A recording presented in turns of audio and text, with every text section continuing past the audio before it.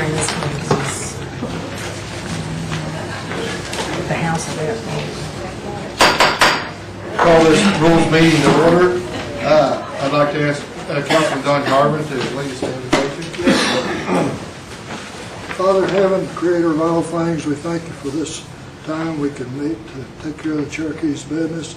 We thank you for the good rain this morning. We ask now that you would bless each of us, especially our visitors and staff. We pray that you put your arms around this council and it might do great things for our people. Pray for our troops, their families here at home. Pray that you take care of them, bring them home as soon as possible. Forgive us for our sins. In Jesus' name I pray. Amen. Thank you, Mr. Garvin. Yes, sir. Okay, we have a quorum. I'd like to have Shelley call roll. Meredith Bailey. Bill England. Here. Bill John Baker. Here. Jack Baker. Here. Harvey Buzzer. Here. Julia Coates. Here. Bradley Cobb. Joe Crittenden. Here. Jody Fishinghawk. Here. Janelle Fulbright. Here. Don Garvin. Chuck Hoskin Jr. Here. Tina Glory Jordan. Present. Curtis Snell. Here. Chris Soap. David Thornton. Kara Cowan Watts. All I need. We have a quorum. Our next business is approval of minutes for January 27th. Don Garvin. Mr. Chair, Yes. I'd like to make a motion to amend the agenda to move items 1 through 8, which are the nominations, for the reports, in case some of the people have to leave early. Okay, we have a second on that. Second the motion. Have a How second. about one, Jack? Pardon? 1 through 8? Okay. Yes. We want to take this separate to approve the minutes first. Okay, we didn't take a vote on approving the minutes for January, so let's go ahead and do that right now. All in favor of the minutes? Aye. All opposed? Passed. Okay, now on amending the agenda to move the new business items of different nominations for boards. We're going to move them up before our reports. All in favor of moving that, signify by saying aye. Aye. All opposed? Okay, passed. Okay. Our first item is Pamela Bickford. I understand she's not here in the audience. Melanie, you going, okay? I'll make a motion to approve. I will second. I was just going to add, Mr. Chairman, that she is available by phone if there are any questions of her. It's a renomination.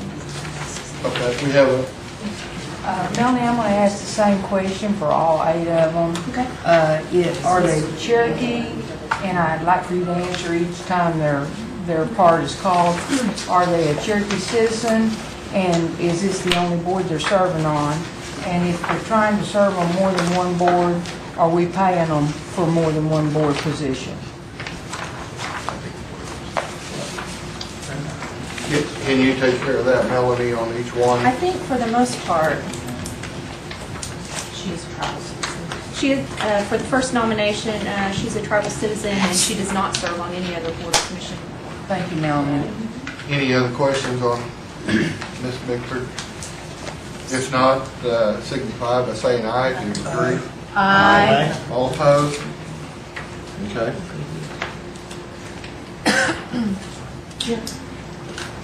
I'd like Melanie to answer too if they live in the 14 counties. Okay, that might be a little more difficult, but I'll give it a stab. Like Councilman Watts? Pamela Bickford does live in Claremore, so she lives in Cherokee Nation proper. Does that satisfy you, Jody? Yes. Okay, thank you. The next one is confirming Amber Fight.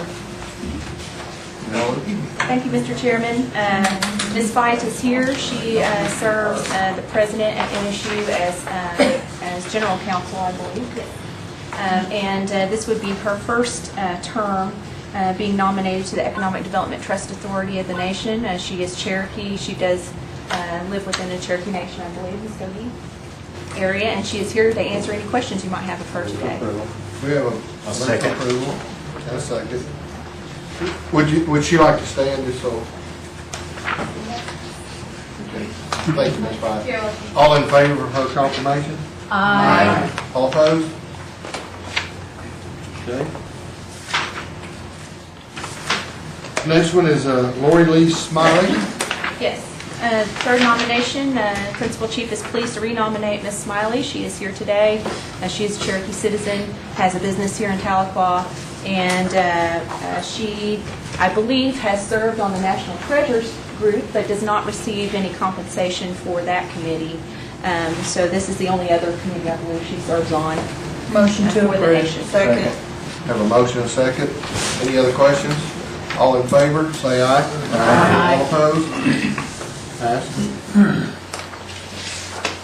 The next one is Jeff Limore. Okay. Principal Chief again is pleased to renominate Jeff Limore to the Sequoia High School Board of Education. He's here today. He's a Cherokee citizen and lives within the Cherokee Nation, as many of you are aware. Second. Have a motion by Christian Hall. All in favor, say aye. Aye. All opposed? Yes. The next one is renomination of Eamon Baker. Motion to approve. Second. All in favor, say aye.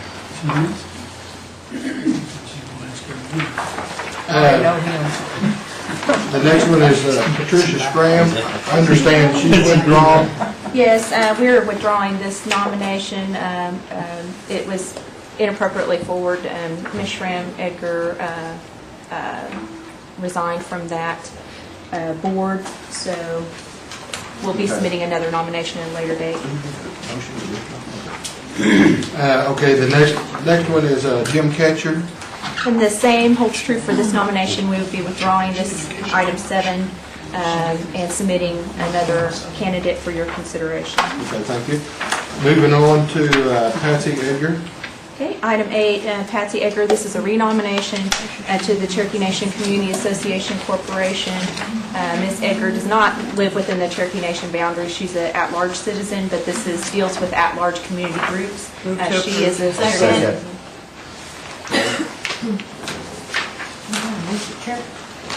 I missed what you said on number 7. Number 7, Withdrew. I respectfully withdraw that one. Mr. Ketcher resigned from that board, and we'll be submitting another candidate for that position. On 6 and 7. 6 and 7, yes. Any questions on Patsy? All in favor, say aye. Aye. All opposed? Point of order, Mr. Chairman. Yes, sir. When this goes to full council, would you designate a sponsor so that no act of this body goes without a sponsor? Unless the one's been designated, it just doesn't appear in the book. Yes, and that's correct. There's not a sponsor on any of these, so can we get a sponsor on each one of these? Yes, I would Sponsor suggest, Limor. Okay. I'll sponsor. Do we want to do that right now then? Whatever the pleasure of the chair. What do you want to do, Shelley? You want to write them down now, or? that's fine. Okay. I'll sponsor Eamon and Lori Smiley and Amber Fife. You sponsor all of them? Joe and I would like to be on Limor. Is that going to be too confusing? And Curtis Mahone. You want to be on line with I know. Do something big for Toby, Mr. Chair.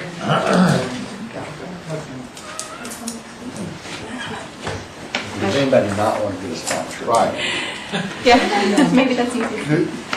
Would it be easier for everybody just to be a sponsor? They were unanimous, I would suggest that. Okay, excellent. Shelley loved it. You made Shelley's job a lot easier this time. Okay. I guess we'll drop back to reports now. First will be the Marshal Service. Sharon, right, are you here? Is Sharon here? Somebody reporting for Sharon?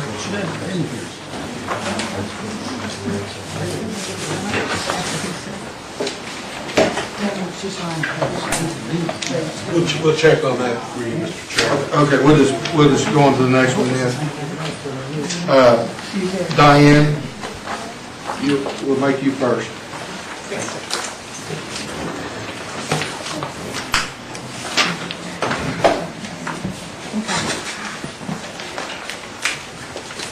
Thank you. Good afternoon. In addition to the highlights that we submitted in our rules report, as I think all of you know, I argued last Friday in the district court for continuation of the stay in the Friedman case, and that was granted. We don't have a final order yet. I sent that to, well, your counsel was present, but I copied him with it and the speaker. I have read in news reports that the plaintiff's counsel will be seeking an appeal of that stay. I don't know if that's correct or not. He hasn't relayed that to me. What that serves to do is just maintain the status quo. That stay was put in effect by the district court back in May 2007. Those individuals who had enrolled prior to passage of the constitutional amendment retain their citizenship status until a final ruling by the Supreme Court, now under the court's continuation of the stay. All those individuals who had not enrolled as citizens but who have submitted their applications but they haven't been processed, they will remain in queue. The registrar will continue accepting them, but they won't be finally processed until we receive a final decision by our Supreme Court. I don't have any idea when that will be. We've just filed our petition in error and designation of record.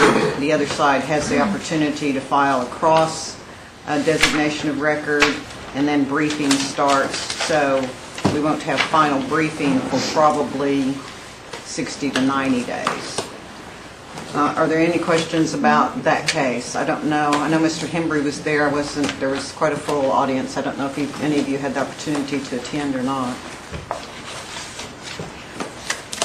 The other thing that I just wanted to mention, I'm sort of proud of this. The new Attorney General for the Osage Nation has been in correspondence with us and visited, as a matter of fact, last Friday, and had the opportunity to attend tribal court with us. And it was just coincidental that he was there for the date of that argument. But it's a new position for them, and they're trying to set up the office. So he came and talked to us. We gave him the constitutional provision and the statutory provision, tried to answer his questions, and he seemed very, very thankful and receptive to that. And we hope that that's the beginning of a very beneficial relationship with their office. With me today are several members of our office: Mr. Jim, Ms. Chenault, guys wave, Dana Jim, Sherry Chenault, Robert, Bobby Garcia in the back, and our newest member, I'll make you stand up. She's not new to the nation, but she's new to our office, Nancy Reinhardt. She's a new victims advocate. She's going to be working with Sherry on that grant and those programs that we've talked to you about. As we've told you, we were very fortunate to get that funding that was directed toward towards tribes, and we believe that we've got some opportunity to do some good work in the victim services and domestic violence arenas. So Nancy's going to be helping with that. With that, those were the additional things that I wanted to relay to you. I'd be happy to try to answer any questions you may have. Ms. Fisher I Hall? haven't heard anything about on the landfill, and I've asked you there for a while about it and how to update and what's going on in the courts and can you update us? The ICI case? No, there's been nothing new since the bankruptcy. That the litigation in that is for practical purposes. Stalled, ceased, and so there is nothing new. Is that all? Councilman Hoskins? Thank you, Mr. Chair. This might not be something that you track, but do you have any insight as to why Senator Coburn opposed I can't recall the person's name, the Arvo nominee Mikkonen? for the, and it would have been, what, the only Native American on the bench, had it been put to the Senate. Senator Coburn seemed to reject it sight unseen. Do you have any insight on that? Oh, probably nothing helpful. I mean, you know, I've heard what I imagine a lot of people have heard, that the Oklahoma delegation didn't like the way that the nomination came to them, that maybe it wasn't vetted through them by the White House, but really that's just conjecture on my part. Mr. Mikkonen is very well known to us. He's been a prosecutor in the Western District for a long time. He's kind of the de facto permanent president of the Oklahoma Indian Bar Association, isn't he, Dana? We just re-elect him year after year. He's very active in Indian country. He's, many of you may have seen, Councilmember Jordan, you may have seen that Indian country jurisdiction block, kind of a cheat sheet on, it's got like crimes and victims and perpetrators and where it happened, and then it says who has jurisdiction over it. Mr. Mikkonen put that together, that's used by folks all over Oklahoma. But that's all I know, I really. That's a tremendous amount of knowledge about Indian country that could have been on the federal court. It is, and as to whether or not he was the first Native American, you know, I've heard different things about that. I've heard people say that Judge C. in the Eastern District is Native. I don't know if that's true or not. I know that we have had Natives on the bench in Oklahoma that have resigned, gone on to other things. He may have been, if appointed, the only Native in the federal bar. Well, thank you, Attorney General. Thank you, Mr. Chairman. Thank you. Councilor Lady, Jody? Oh, I had asked last week in one of our committees, I think it was our education, about the lawsuit with the student at Sequoia High School. Yes? I had made a request, I didn't know if you'd received it, about the attorneys and how much we paid for them to attend and everything. Could you get me a total number on that, please? I can. The amount of money?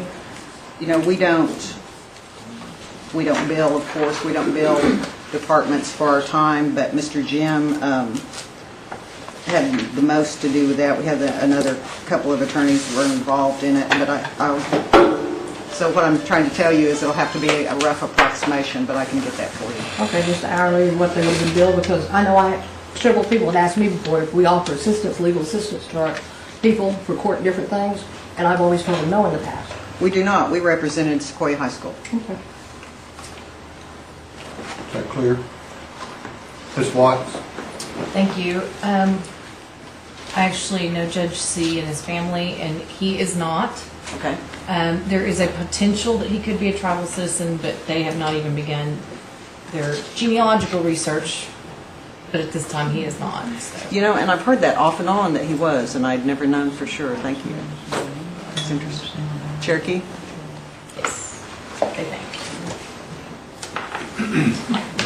Is that all you have? Or? No other questions? Thank you. Thank you, Donnie.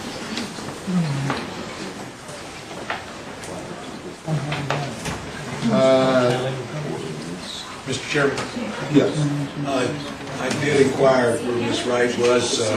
She is on the range and she's on her way in, so hopefully she'll be here for the adjournment. Election Commission, anybody here for the Election Commission?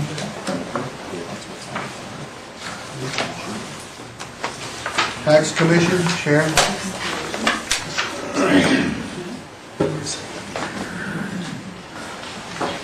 Afternoon.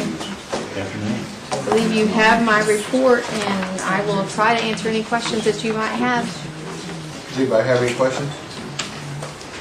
Seeing, thanks, Sharon, good report. Thank you.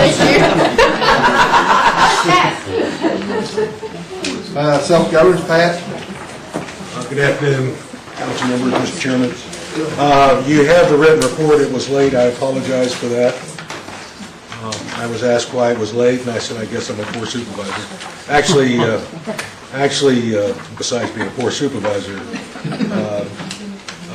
we've been very busy. We've been coordinating a number of agency reviews periodically. They come annually, sometimes every 3 years. We had a number of those reviews going on, so we've been quite busy. Can I answer any questions? Thank you, Mr. Chairman. Paula had got me some information about a specific budget amendment that affected Indian Country, and I told her I appreciated it and tell you the same thing, because I know you guys are monitoring it. But we're monitoring overall all of these. Last week there was a flurry of amendments to gut various agencies and through the House. And one of my questions to her was, are we monitoring that, and can we get kind of a breakdown of all that? We're working overall. In fact, I'm one of the team members on various contingency planning that we need to do depending on how the budget shakes out this year. We don't know that we're going to get a budget unless the House and the Senate reconcile. The latest report was considering a 2-week resolution CR on extension of this fiscal year, and so we really don't know. The President's budget has been submitted. I would suspect that that budget is going to be tossed around between now and the 1st of October. The long and the short of it, we are expecting cuts in the budget. To what extent, we really don't know a lot of detail, but we are working on various contingency plans as the budget starts to shake out. If there were a shutdown for any number of days, does that immediately impact our people? Does it impact payroll, anything like that? It could, and we would hope that Congress will be able to reconcile their differences so that we have a ongoing budget, but we are preparing, as we have in the past. I've gone through 2 or 3 of these, both as a Fed and one as a tribal employee, and we are in a little bit better shape in case the worst scenario is there is an agency shutdown, and in that process, normally our agencies are given authority for public safety and life-saving and essential services to continue at a minimal funding level so that people are not endangered or unprotected. That would be the worst scenario. We would be able to sustain our operations in some fashion if there was a total shutdown. We would obviously have to start cutting back some of our operational requirements. It's not likely that the agency shutdown, if there was one, would be extended because America could not afford that to happen. But we are preparing for that. So would Claremore Indian Hospital, for example, would it stay afloat in a shutdown?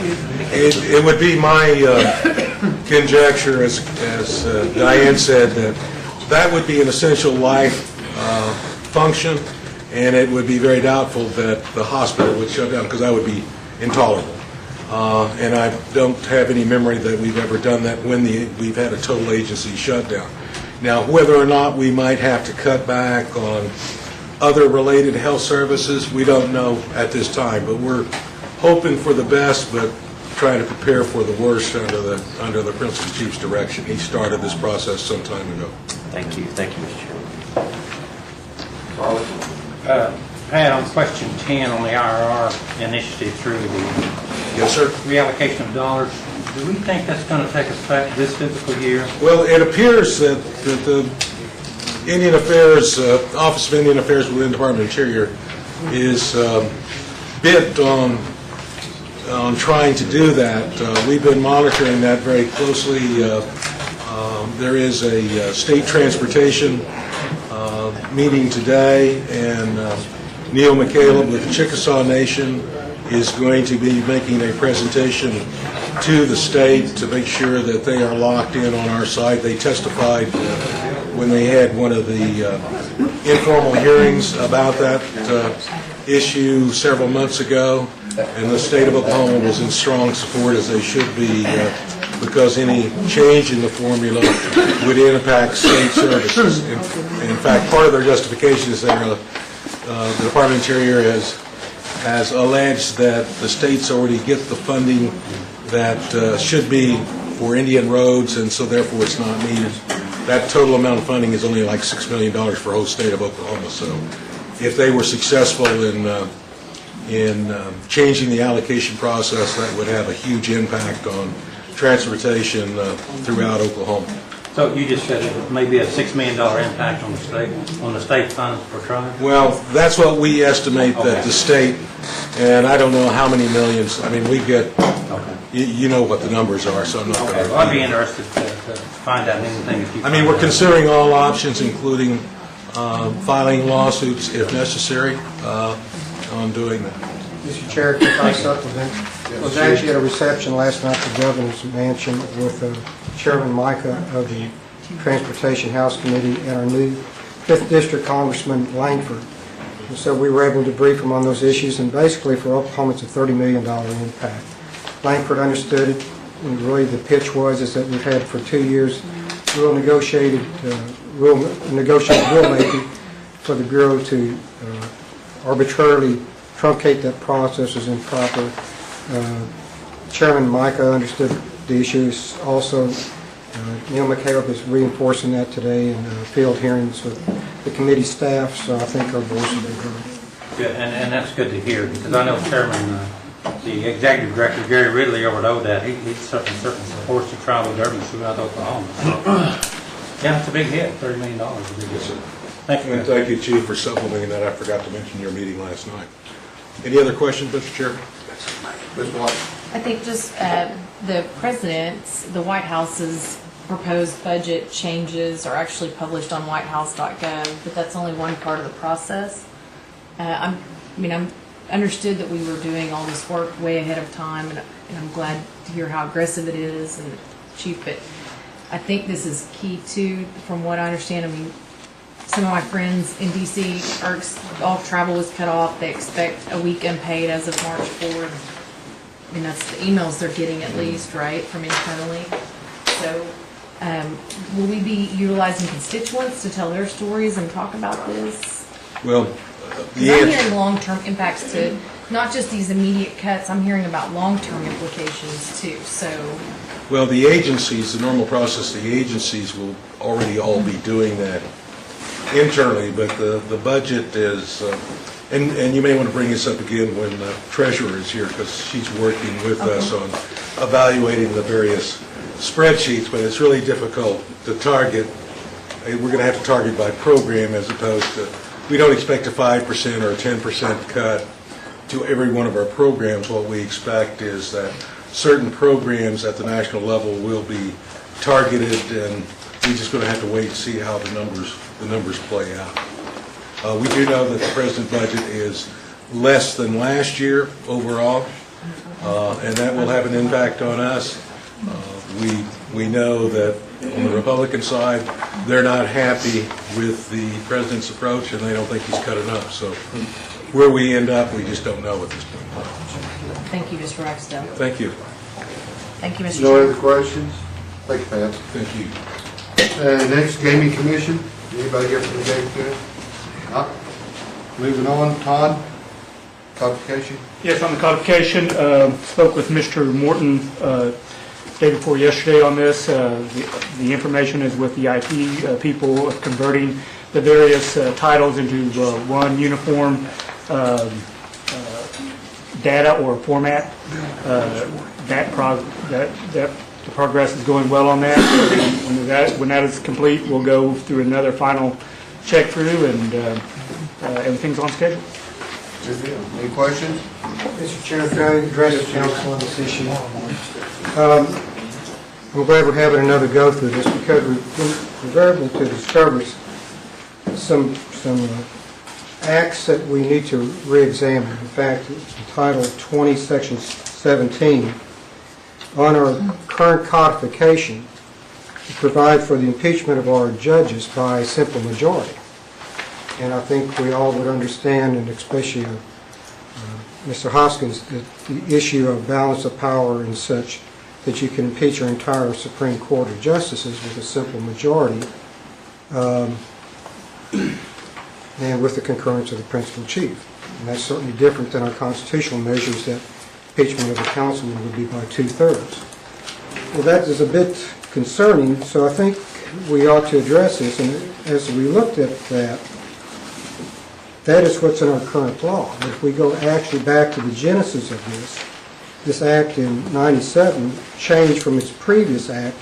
By statute, we did have two-thirds majority to impeach a justice or a judge, which I think is consistent with the Constitution, consistent with sound, fair policy. Just because we might not agree with the judge, we just shouldn't by simple majority say you're on the road. And so what we found was that the new law that's codified was actually the subject of an illegal council meeting back in 1997 when a simple majority was there rather than the requisite constitutional 2/3 for a quorum. So there was a series of acts passed during that period of time that were passed without a constitutional quorum. Therefore, the acts passed at those council meetings would be unconstitutional. What turns out is that our JAT addressed that issue in 97 and did find as a matter of law that 2/3 of the council back in 97 was 10 rather than 8, which is all common sense. And we can see back through that period of time there was some efforts on the foundation of our constitutional crisis to reduce the number of council votes necessary to hold a court of impeachment to get rid of judges, the administration, and the council at that time perhaps didn't like. So I'm saying all that to say this, it's a real serious question how many laws in our books now and part of this codification have not been addressed as whether they're truly constitutional or pass the constitutional meetings during this period of time. The JAT addressed this one. And so we certainly don't want on our books laws that have been superseded or held unconstitutional by our JAT. So I bring that to the council's attention. I have action documents that show each one of these provisions, the amendment, the previous law, the court ruling, and some stuff, and I can give this to Todd. But since this is a significant issue, I suggest the council consider having a subcommittee to review the acts that were passed during this period to see which other ones needed to be reflected in our codification that they were held unconstitutional. And so our codification is very clean that what is reflected there is what is constitutional law, not what has been superseded or held unconstitutional. I hope that's not too ambiguous, but I'd be glad to answer any questions about this particular one if you can hand those out. Okay, I'll go ahead and hand those out, and Todd wants to speak too. So. Yes, I would like to thank the principal chief of being interested in this subject. We have part and parcel of the continuation of the codification project is the vetting process of going through each act. Mr. Morton and myself and other members of the Attorney General's office, as we've gone through these sections, have identified certain acts that would be unconstitutional under the 2006 Constitution. As you know, there are going to be certain things that are constitutional that are not simply by the passage of that Constitution. So during the completion, when this comes to the final act, so to speak, of the council to give its blessing or pass the codification, there will be a number of acts that we will recommend that be repealed as being unconstitutional. I'd be most certainly look forward to working with the Office of the Principal Chief and the Attorney General's office and making sure that we have a complete set of the acts that are clearly unconstitutional or at least suspect. But the only people who will be able to act, and we can't delete those as we're going. It's an act of the council that will have to actually get those repealed. But part of the process is making an ongoing list of those acts. Any questions of anybody? Thank you. We'll move on to the next, Todd Enlow.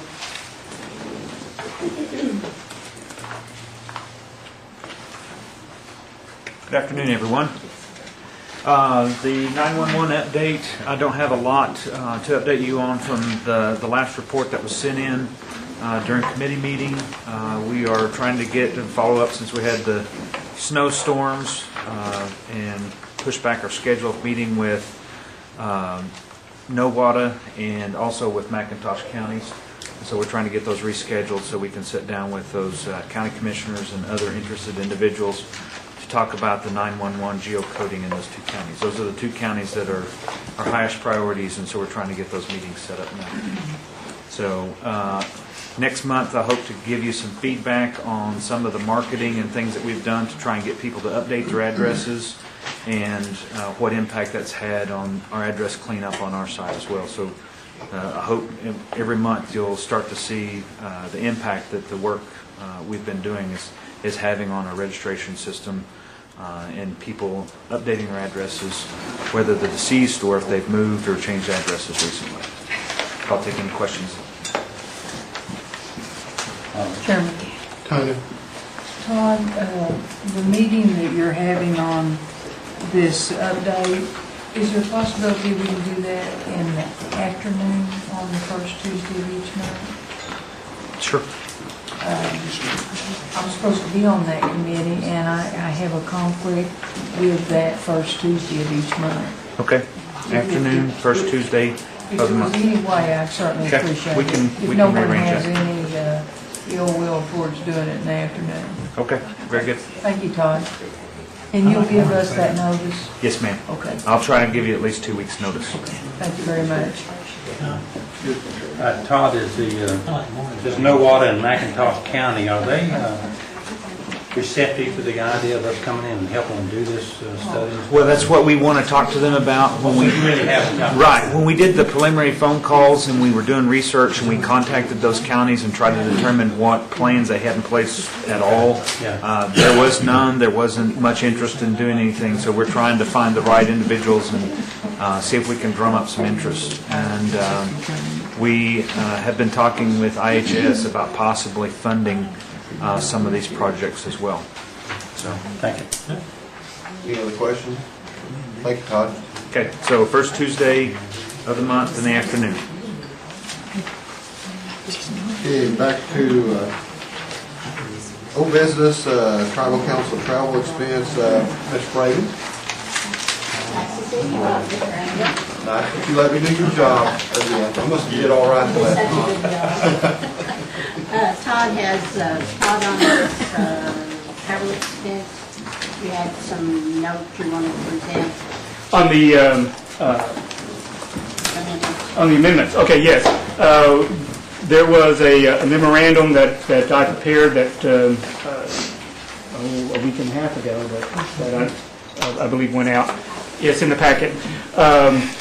And at the end of that memorandum was a caveat to say, let's see how the Compensation Act is addressed at full council. That act passed full council. It is, I believe, now law. And so there will be a report from the Compensation Committee that is going to be disseminated today, which will trigger the timeframes in that act. To be brief, is that once that is disseminated to the council, which is today, within 60 days, there must be an act passed to reject the recommendations of the Compensation Committee. Now, part of the recommendation of the Compensation Committee is that there be no travel expense and that the salaries are what they are.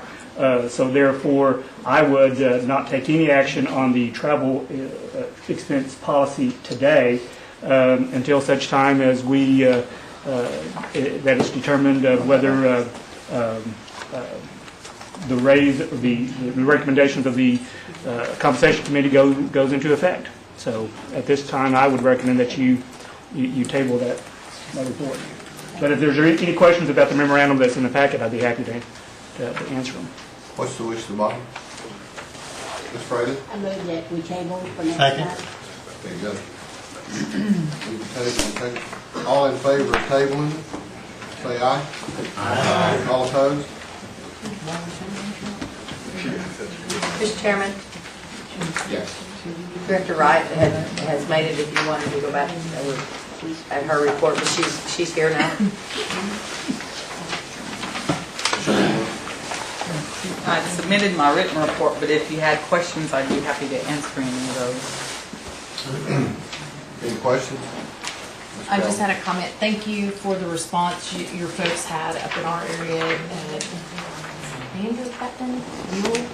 Commander? Commander Buell, I know they were all up there Yeah.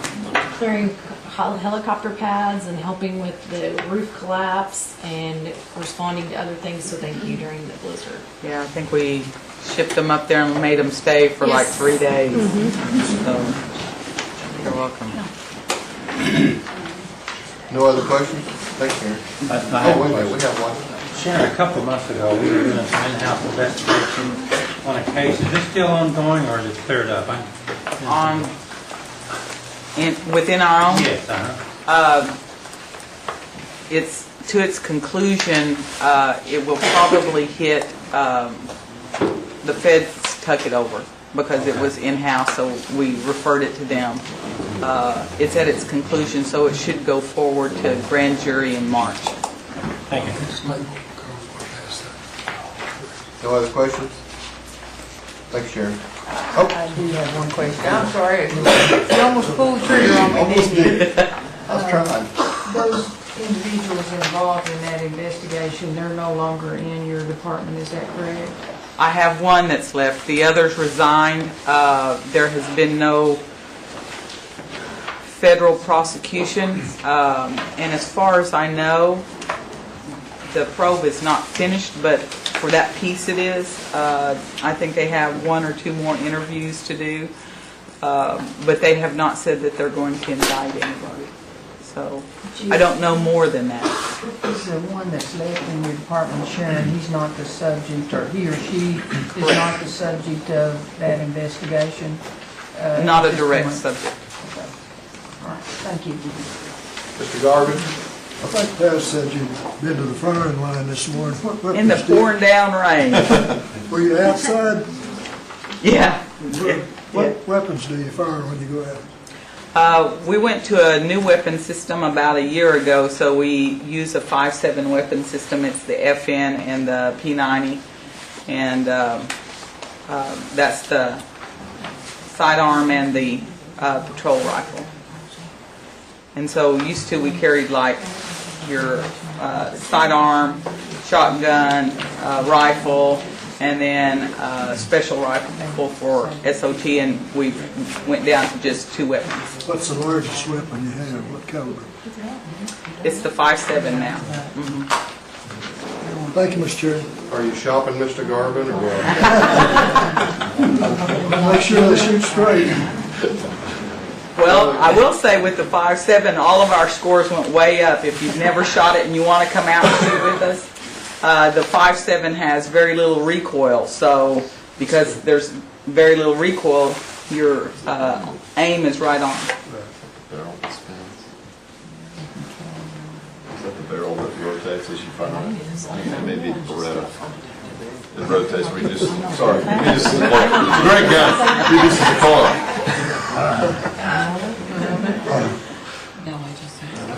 Anybody else interested in the weapons? It's a great gun. Okay, thanks, Sharon. All right. You're welcome. Jack? Mr. Chairman, I'd like to make a motion to amend the agenda once again. As item 2 under old business, the resolution that was forwarded back to this committee regarding the constitutional amendment on vacancies in the tribal council. So I move that we move that to item 2 under old business. Second. And I think everybody has a copy of that right here in front of them.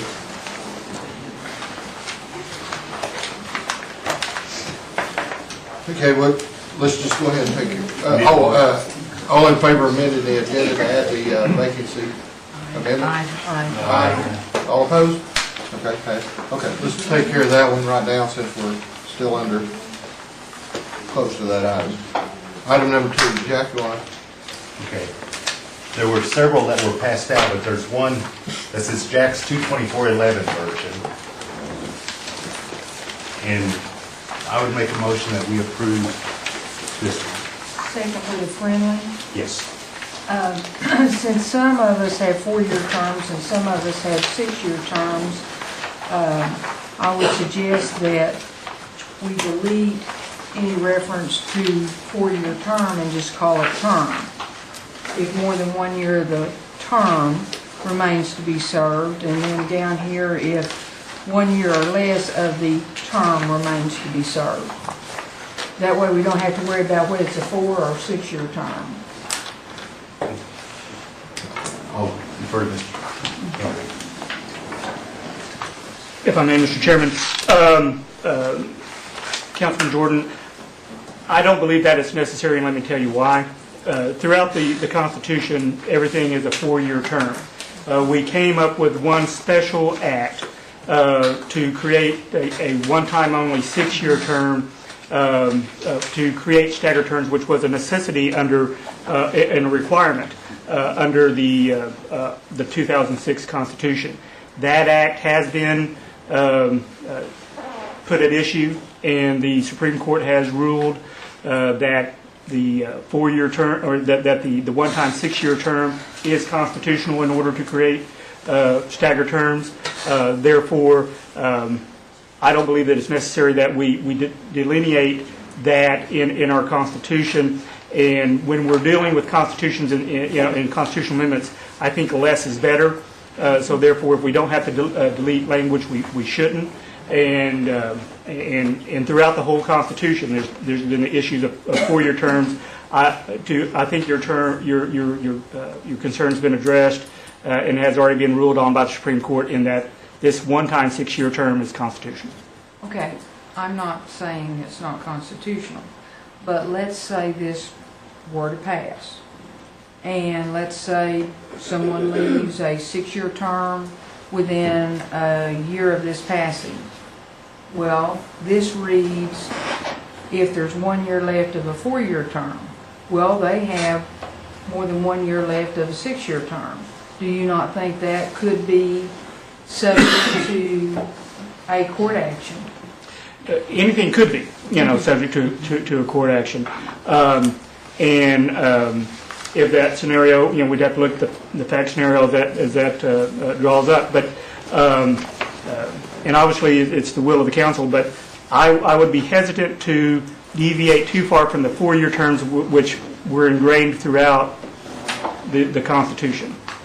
And with all due respect to you, deleting the 4-year and just leaving term does not change, other than it clarifies that we mean if you're in any term and you leave, here's the rule. Okay,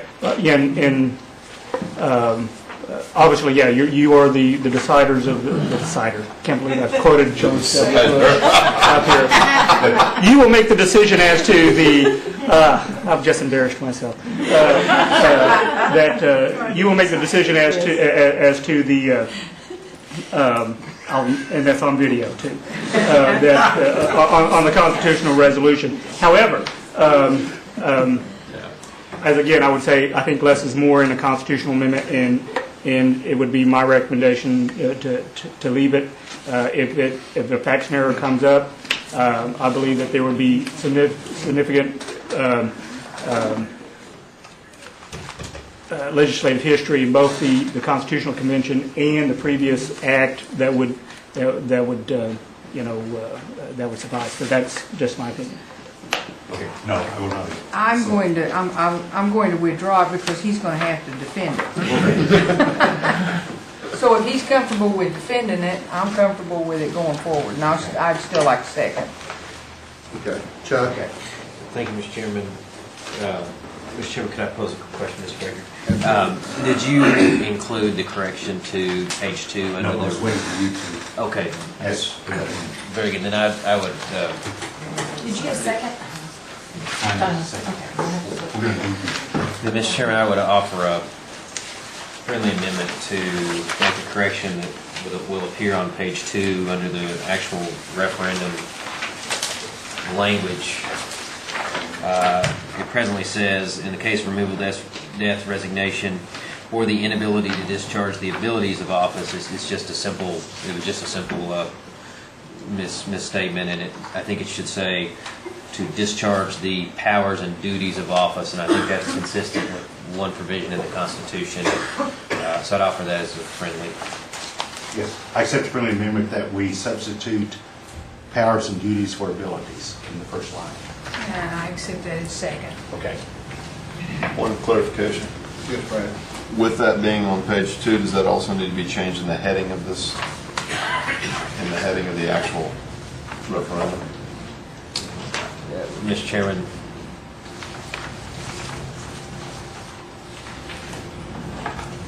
Yes. Jeff, you want to address that? I think the councilman's right. We should replace visibility with inability to discharge the, what did we say, powers and duties? Yeah, so I would offer that as a friend. I would accept that also. All minds clear? Yeah. Any other questions? We need for the second. Oh.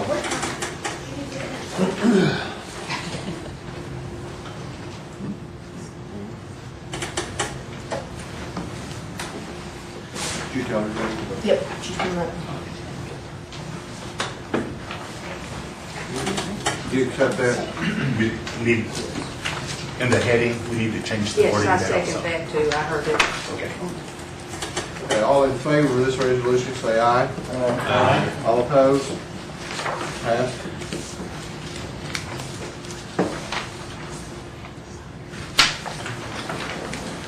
Okay, moving to item number 9. This is a resolution closing amendment. This be Ms. Watson, Ms. Fulbright, either one, whichever one. Make a motion to approve. Have a motion to approve. Have a second. Second. Second. Ms. Bailey. Any questions? All in favor, say. Bill, what is the purpose of this? I mean, what are you actually changing? Mr. Chairman, Yes, go ahead. so to answer Councilman Baker's question, this was a recommended change by the Attorney General's office, I believe. It is no different context-wise, intent-wise, or than the earlier resolution we passed more than a year ago. This is just a cleanup in one sentence. Did you want to explain it? You're doing fine. Yeah, I think it's just a cleanup thing. And It's deleting that sentence that was really only made sense when the Constitution first went into effect about how the at-large council members were first selected by the council. Since you're amending that provision anyway, it seemed to make sense to me to go ahead and take that out. Because if you include it in the ballot language, then the voters might think that that's going to happen again. It's already happened. There's no need for it. So at this point, it's superfluous. I think it just cleans up the Constitution if you omit it this time. okay, thank you. All minds clear. All in favor, say aye. Aye. All opposed? Passed. Next item is item number 10. Mr. Chairman, just a point of information before we move. So on these constitutional amendments, what is the procedure? Because the people want to know what the language is, so who does what next? Can we make that clear on record on who's responsible for what? Yes, according, the Attorney General will approve the ballot language. On January 28th, she approved the ballot language for resolutions 2009, 2109. Now, the language that we have just amended in, or superseding 8008, she will do a separate letter approving that language that we just did just then.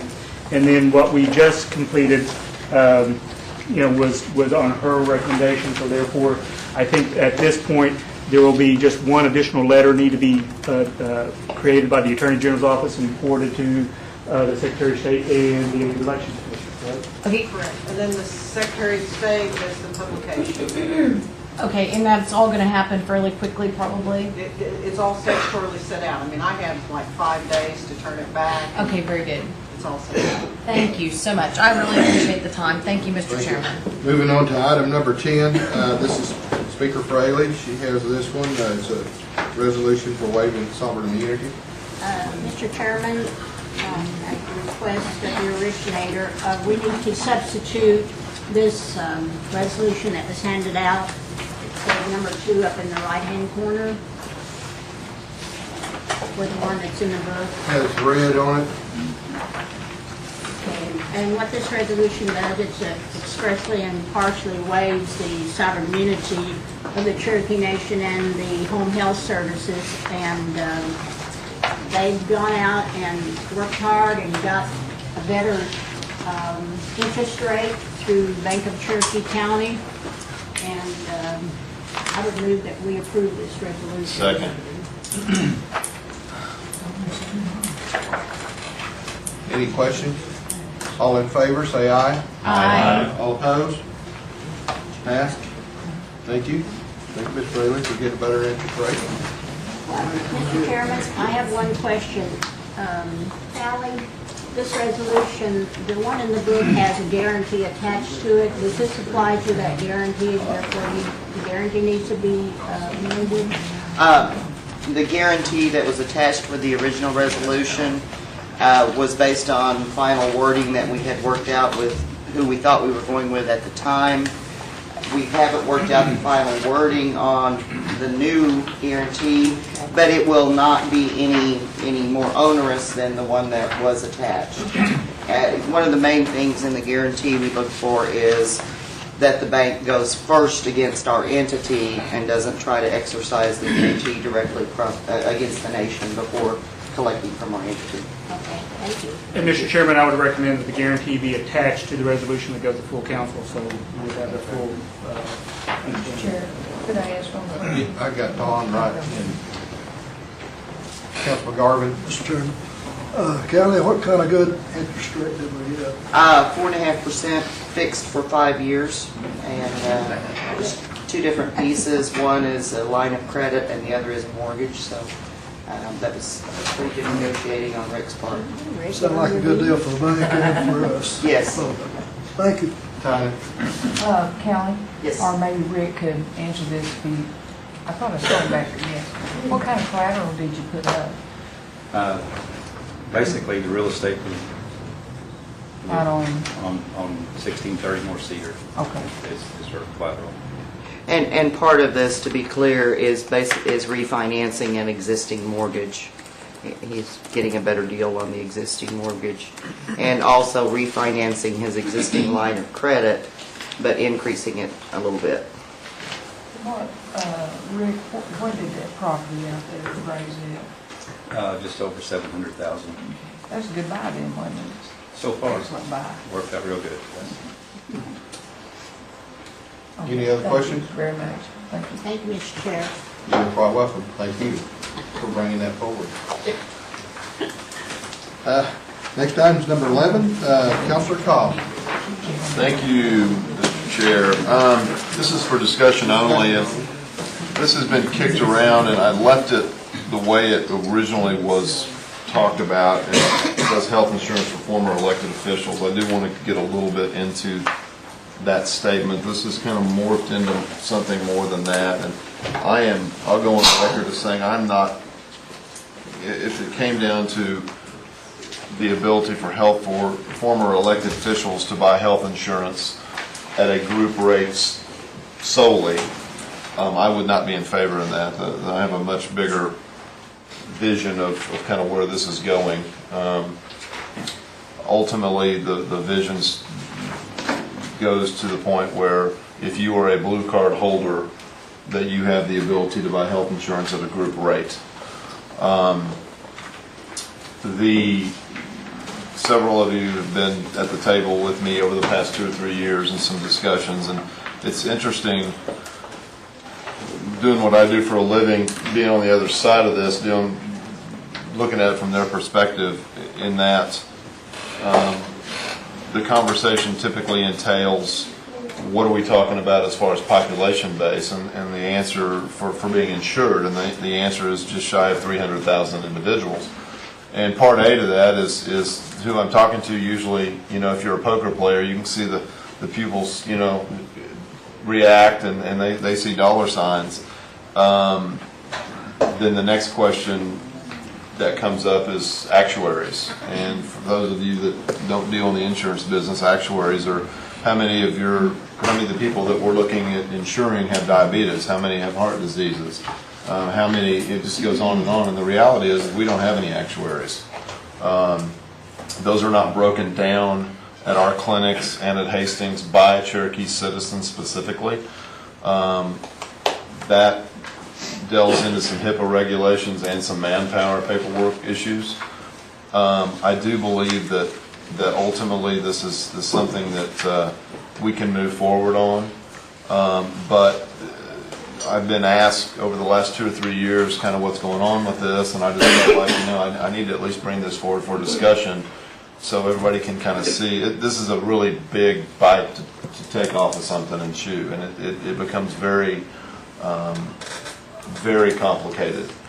But I do believe that even if there's a stair step where employees and former employees have the ability to buy into a group health insurance plan, and that may be, Amy Burrell's here, that may be something that she can talk about. I have not broached that subject as far as all former, current and former employees buying into a group health insurance plan with our current carrier. I purposely did not do that, but my goal is essentially ultimately to have, if you are a blue card holder, that you have the ability to buy into a group health insurance plan, very similar to up in my neck of the woods, Phillips Petroleum Company employees, current and former, have that ability. And, at the risk of now sounding like I'm rambling, that is kind of what's going on here. And I didn't want to just put this forth as just for elected officials. That was the original discussion, but it has morphed into something much larger than that. So I would be more than happy to hear anybody's thoughts on kind of where we are with that. Did I have Chuck? Thank you, Mr. Chair. So is it fair to say we wouldn't be able to get a handle on the cost of this until we get actuaries, and we can't get actuaries until we do whatever it takes to identify who our citizens are that are using the clinics? And you mentioned HIPAA.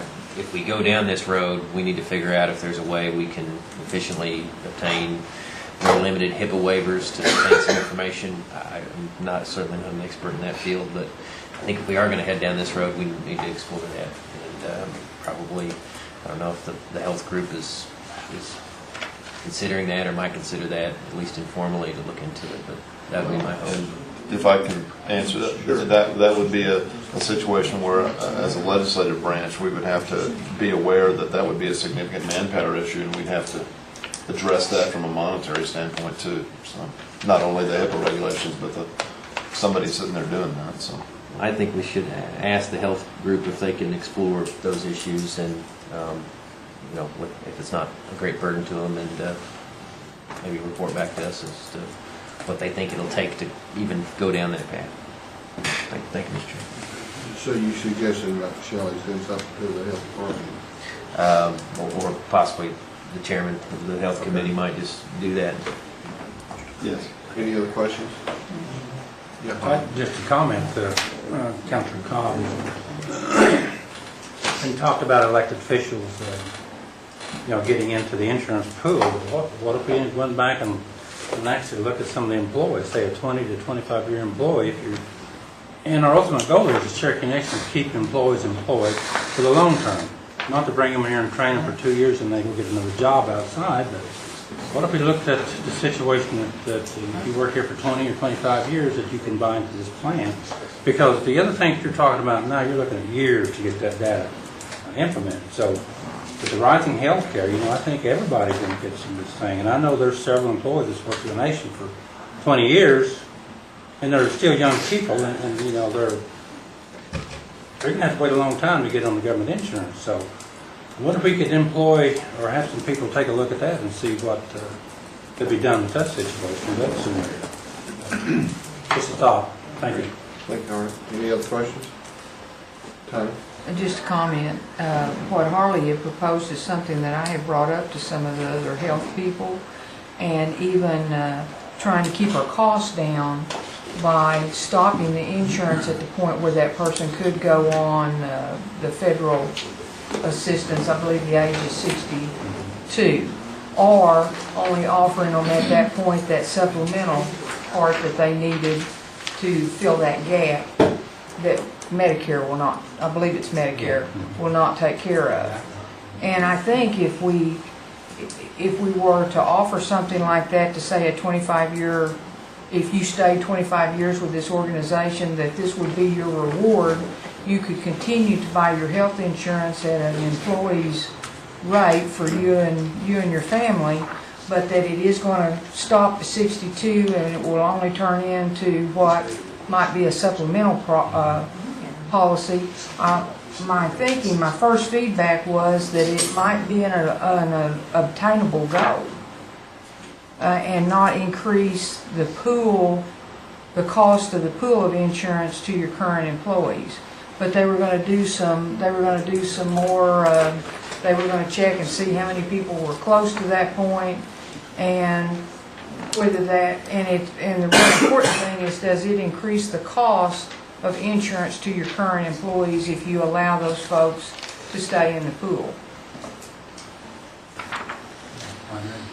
And I know that that's been discussed and bannered around before, and I have brought it up to some of the health professionals to look into it. Madam Speaker? Dr. Todd, what's the next step in this process? Do you want us to appoint a subcommittee or to work with admin, or? Yes, I actually would. If we need to do that today, we can. If we need to wait till health, that's fine too. I would like to do that. I think the short-term goal is we do, well, I don't want to say we do have actuaries, but obviously we have actuaries enough on current employees. If you receive a paycheck from the Cherokee Nation, that I would like to see that if we could move to the next step where those that have worked for the nation, because at one time they did get health insurance, so we had actuaries on them. The kind of stopgap to this is at least get people that have at one time worked for the nation, see if we can move forward to that, and then the next step after that is obviously citizens. But yes, that would be the short-term goal, is to look at our short-term, at our group rate policies. That's a great suggestion. We had, Councilor Jordan, we had talked about that in one of my meetings, and that had come up about an incentive to stay, and then almost like a supplement as you get where you're close to Medicare eligible. And those are some of the things, yes, that we need to look at on the committee.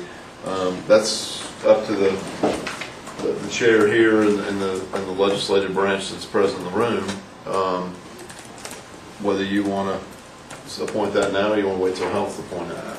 Let's hear from our attorney here real quick. And if I may, just before you, Amy Brill is here, and I think Michael Botel is back there. I do want to at least give them the opportunity to say something if they want to, because they did come today. Mr. Chairman, what I would recommend is that this discussion item be forwarded to the Health Committee, and then with the concurrence of the Health Committee Chairman, a subcommittee be formed to explore this issue. I'll quote President Kennedy this time instead of George W. Bush. A journey of 1,000 miles begins with one step. That first step is gathering information. And what is your pool of people?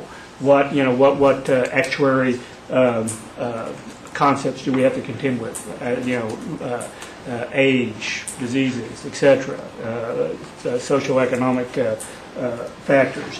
What is going to be the scope of coverage? These type of things. These basic questions need to be vetted first of all.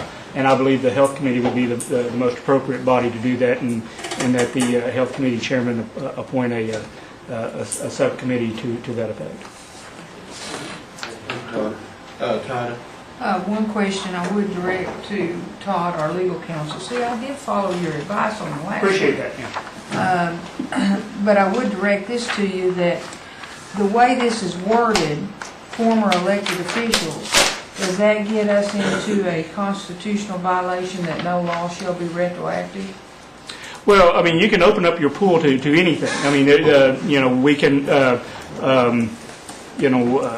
I will explore that issue. I mean, that is an interesting question. I don't want you to give an off-the-hip answer, but I would like for you to say that issue. That is, and as Councilman Cobb stated, that this concept has kind of grown from its genesis. But I will explore that issue and see. Thank you. Yes, Harley. Dr. Cobb, I would ask this question, maybe if you could check into it and see. I don't know, IHS has our PMS. And I don't know that it's a HIPAA violation to go in and query that system to say how many Cherokees has diabetes, how many has cancer and stuff like that, because you're not looking at any names. You only look at the Cherokee people. I don't know that it's a, I'd like for you to explore that and see, because I don't believe it is. If I've just never really gotten a definitive answer on that. I mean, HIPAA gets so complex, it's like a spider web. And that's just something HIPAA-wise that I just don't deal with on a daily basis, looking at a specific population like that. So I'll check. I'll get a definitive answer for you on that. Amy or Michael, do you guys have any input? Well, I was asked about former council members being added to the health plan. And so I just did a brief discussion with Blue Cross, some things that they wanted to know, of course, is the exposure. What's the exposure? And or would it be a one-time enrollment, letting people come onto a plan? They're concerned about adverse selection. People that are with high claims, of course, and don't have coverage will want to come onto the plan. How long are we going to offer coverage till they're 65 or upon death? Are we going to offer it if they have access to other coverage? Maybe they have employment elsewhere or through their spouse, Medicare.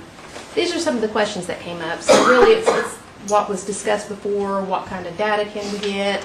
It was just brought to my attention today about the blue card holders, questions about coverage on them, so I haven't really asked Blue Cross about that part of it, but it would be the same type of issue. What were their health conditions? What kind of rates can we get for these individuals if we don't have a history? The more history we have, of course, the better rate we probably could get compared with an unknown exposure. So those are some of the questions that we need to answer. Thank you, Amy. You're welcome. So we want to wait until the health committee and appoint a subcommittee? Go to health committee. Okay, that'll work. The next one is tort claims. Mr. Henry. Thank you, Mr. Chairman. This topic has been one that has been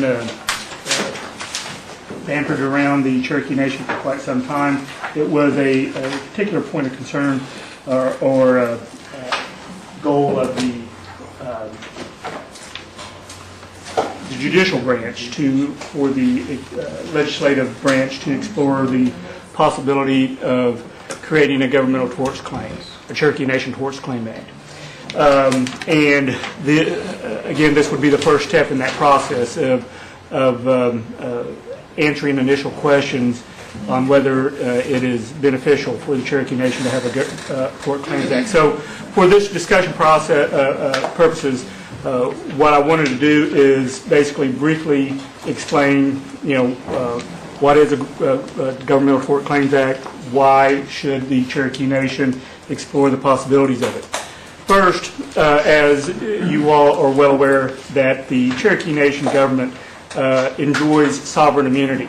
And there has been a host of Supreme Court cases that have held for the proposition that Indian tribes enjoy the same sovereign immunity that the United States government does. And that means that they are immune from suit unless there is an explicit waiver of sovereign immunity by the governing body. The most pertinent case in that is Santa Clara Pueblo versus Martinez.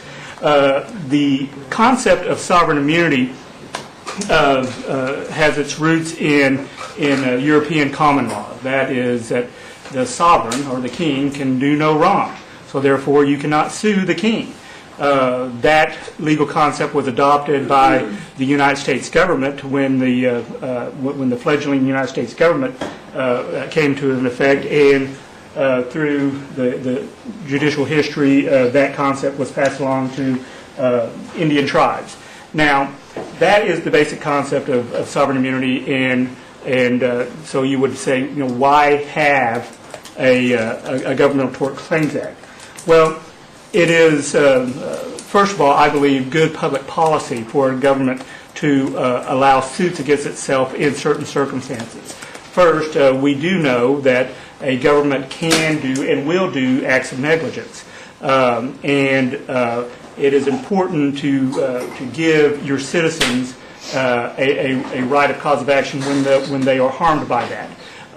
Secondly, under our gaming compact, we have agreed to waive sovereign immunity and be insured on claims of tort to up to, I believe, $2 million. I believe $2 million in that respect. So we already have a waiver of sovereign immunity to tort claims vis-a-vis the gaming compact. Now, why it's important to have a Governmental Tort Claims Act is that it would set give the people the right to sue, but it would also set the conditions by which a person could bring the suit. Under what time frames, what they would need to, what procedures they would need to follow to commence a claim. It would, and this is probably the most pertinent. It would set the limits of liability that you would have as a government. It would also set the forum or the jurisdiction by which someone could bring a cause of action. And I would just have to point towards the judicial turmoil we got in over Cassia versus Cherokee Nation Enterprises. That hopefully a good Governmental Tort Claims Act could rectify that issue, that you could bring a claim against the Cherokee Nation or its entities in Cherokee Nation court and would alleviate that argument of concurrent jurisdiction. And most importantly, it really is an exercise of our sovereignty. Ms. Hammonds could probably speak more to this, but our courts have been hesitant to waive sovereign immunity by the Cherokee Nation in our own court system. So I think it's important. It's an important safeguard for the government to have the Governmental Tort Claims Act, but also under our jurisdiction. The jurisdiction of our district courts, it says that the courts will be open to civil causes of action, all causes of action which will arise within the territorial jurisdiction of the Cherokee Nation within the following categories. And one is between all parties, Indian and non-Indian, who by their actions have submitted themselves to the jurisdiction of this court. I believe that having a Governmental Tort Claims Act would, number one, be an exercise of our authority, would be beneficial to the Cherokee Nation by setting out the procedures and framework by which a person could bring it, and most importantly, would set the terms of liability that the tribe would be exposed to. That's the basic concepts. Ms. Hammonds, would you add anything or concur with what was said? Okay, so what I obviously would answer any questions, but I would also would want to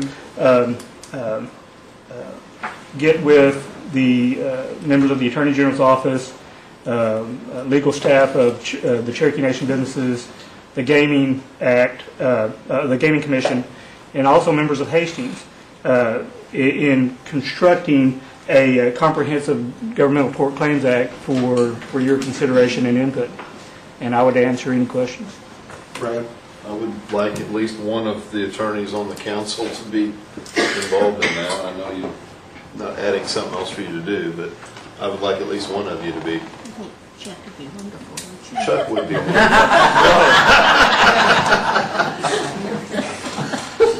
Reverse seniority, Mr.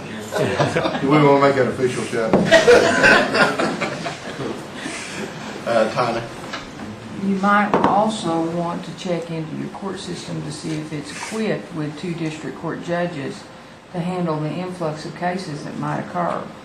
Because if you set up a Governmental Torts Act, I'm assuming that you're no longer going to worry about getting permission of the tribe to bring the lawsuit. If it meets into the parameters of the law that we create, then it would automatically be eligible to be filed within our court system. Well, we currently only have 2 district judges, and my understanding is they're pretty well strapped as to what they're able to handle at the current time. And so I'm wondering if we should not include a representative of that system just for the purpose of making sure that they understand if this law is passed, this is where we're going, and here's the caseload you may see eventually. I think that's a very important point, and I would obviously, Mr. Hoskins or any other member of the council would love to get everyone's input.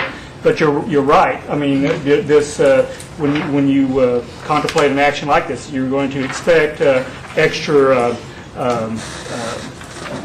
use of your court system, and more developing into a real life court system. And so you're going to need that's going to require maybe more judges, maybe more staff. And it's also very important to make sure you get your liabilities down. Now, one thing that you don't want is everyone filing if they felt that there was a medical malpractice claim at Hastings, you don't want that to make it automatically, available to the Cherokee Nation District Court system. You want to make sure that, you would put the right language in there, is that if you have a remedy through the Federal Tort Claims Act, you need to you have to do that.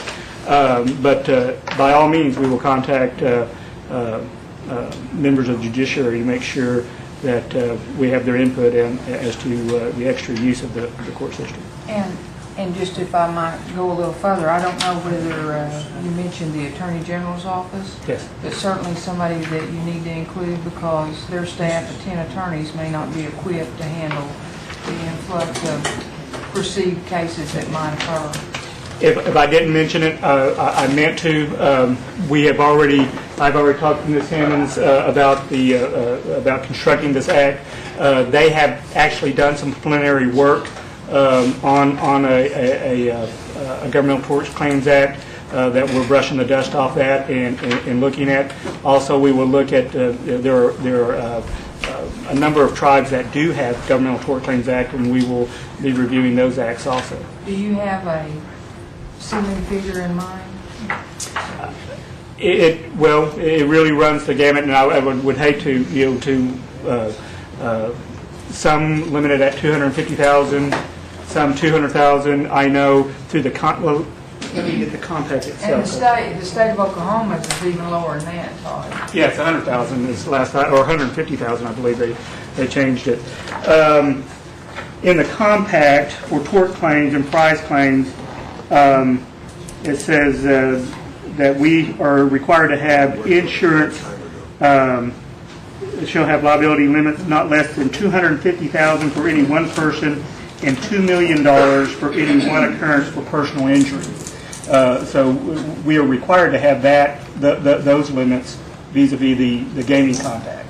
Now that's why it's also important that we have a two-tiered act, one for gaming, one in accordance with the Gaming Act, and then one for non-gaming act, because we don't want to, I don't believe, avail yourself to liability to $2 million for any one act. The good thing about a Governmental Torts Act, for you all that have not worked with it before, is that it does somewhat shorten the length of time in which an individual can file. Because if you don't file your notice within the first 90 days, then there's a tiered effect that starts reducing the possible award that you can receive. And it also has a positive effect sometimes on your insurance coverage for liability purposes for an organization. Because obviously if the insurance knows only X amount this is the ceiling that can be awarded to any individual suing this organization, then they have a comfort zone regarding their insurance policy. They know it's not going to be a home run for someone that's going to hit a multi-million dollar award. So many times it's a little better for your liability insurance purposes. It'll bring your policy amount down. I just want to make a quick comment for the administration. The administration certainly doesn't oppose giving this study. I mean, our Attorney General has already been involved.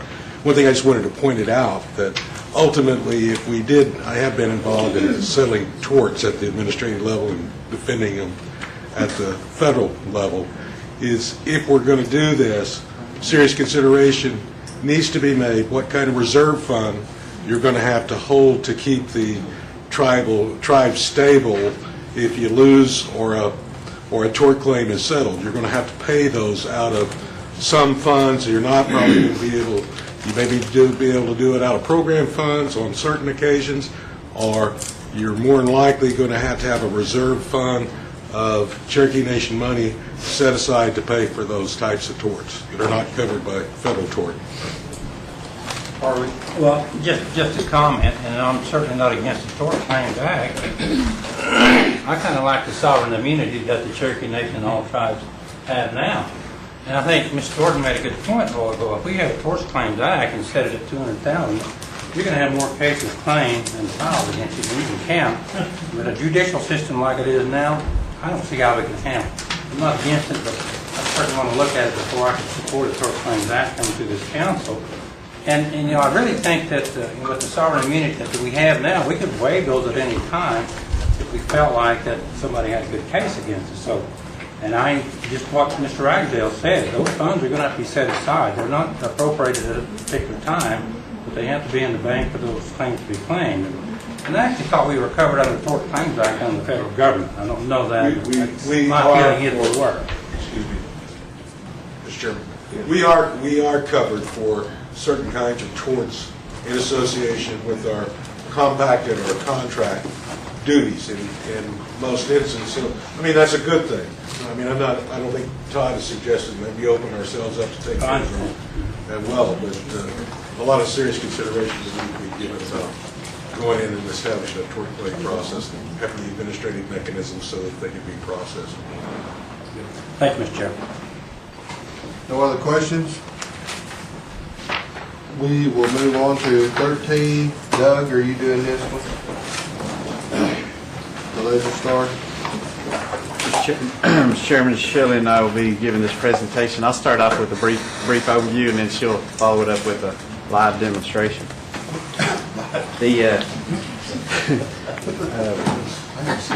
Several years ago, the decision was made for the Tribal Council to invest into a legislative tracking system, as you know, called Legistar. And Legistar is a product from Daystar Corporation out of Chicago. That particular program was researched several years ago by the Government Resource Group, and that was their recommendation as well, that this particular software be take a hard look at utilizing for the Cherokee Nation process. After we bought it, the initial setup took 6 months for the custom work on our process flow. Then the system needed to hold 30 years worth of legislation, of documents, and at the same time accommodate the process flows for our current legislative practices within the software's design. What we did next was we scanned all historical documents into a PDF format, ran them through a OCR, or Object Character Recognition program, to create searchable text files. Now these are acts, resolutions, and minutes that date back to 1976. We uploaded both the PDF file as well as the text files and used a file name convention to create a naming scheme that enabled us to create the historical meeting in the system. That was a very important component to try to get the past to mirror what the future looks like in the system, where the end user doesn't necessarily see a huge difference between 1977 legislation and 2007. For the years of 1976 through 2006, we scanned, OCR'd, and uploaded both that PDF image of the original signed copy as well as the searchable text file for 535 legislative acts, 2,600 resolutions, 2,300 minutes for almost 5,500 documents. This took a little over 6 months. In 2007, we began using the system per its design. You may have noticed, especially those of you that were here before 2007, that the agendas and the minutes took a different form. We spent close to 9 months testing the system, working the bugs out, retesting, working more bugs out, and so on. And troubleshooting took a considerable amount of time.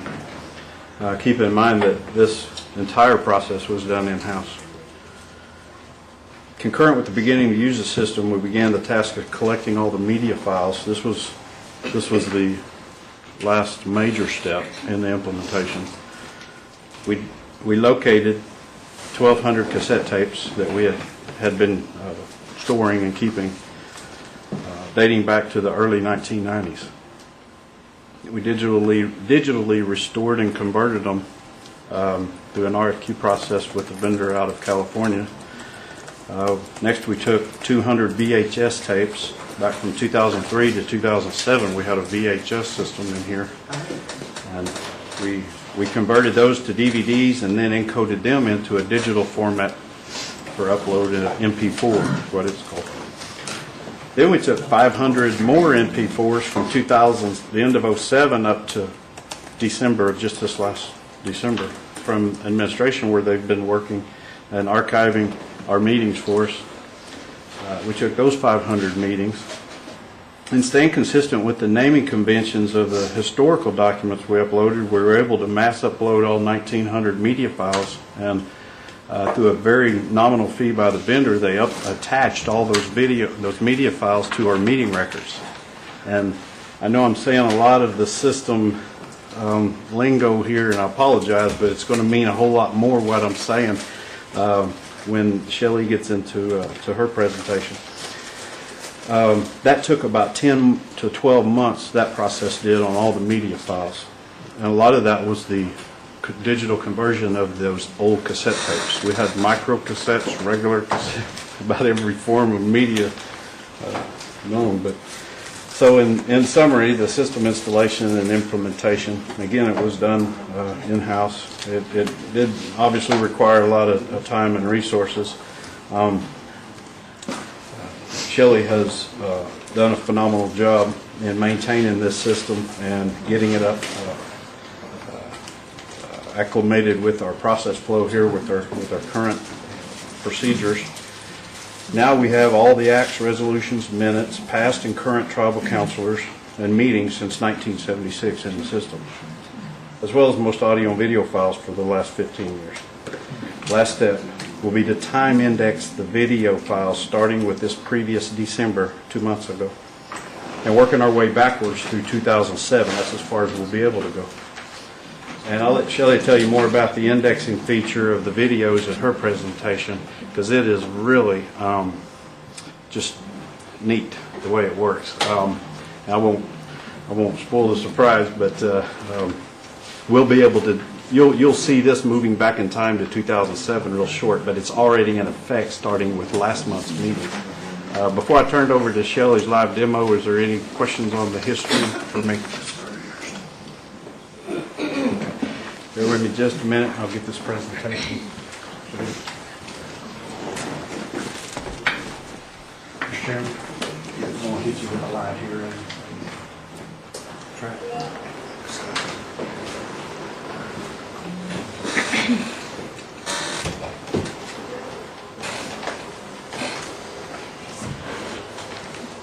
While he's getting that ready, I just wanted to open by saying, wow, we're finally here. It's been a long time coming, but we're here. It's been a long, crazy, frustrating, but very rewarding process. I want to be sure now and thank and give appreciation and an acknowledgement to the Daystar staff. I've called them with some really off-the-wall questions and can we do this, or how do we do this, and they've been over backwards to help and do just about anything and everything they could do to help us. We're the first tribe to use this, and there's been a lot of tweaking to make it work for us, and they, like I said, they've done a phenomenal job to help us be able to do that.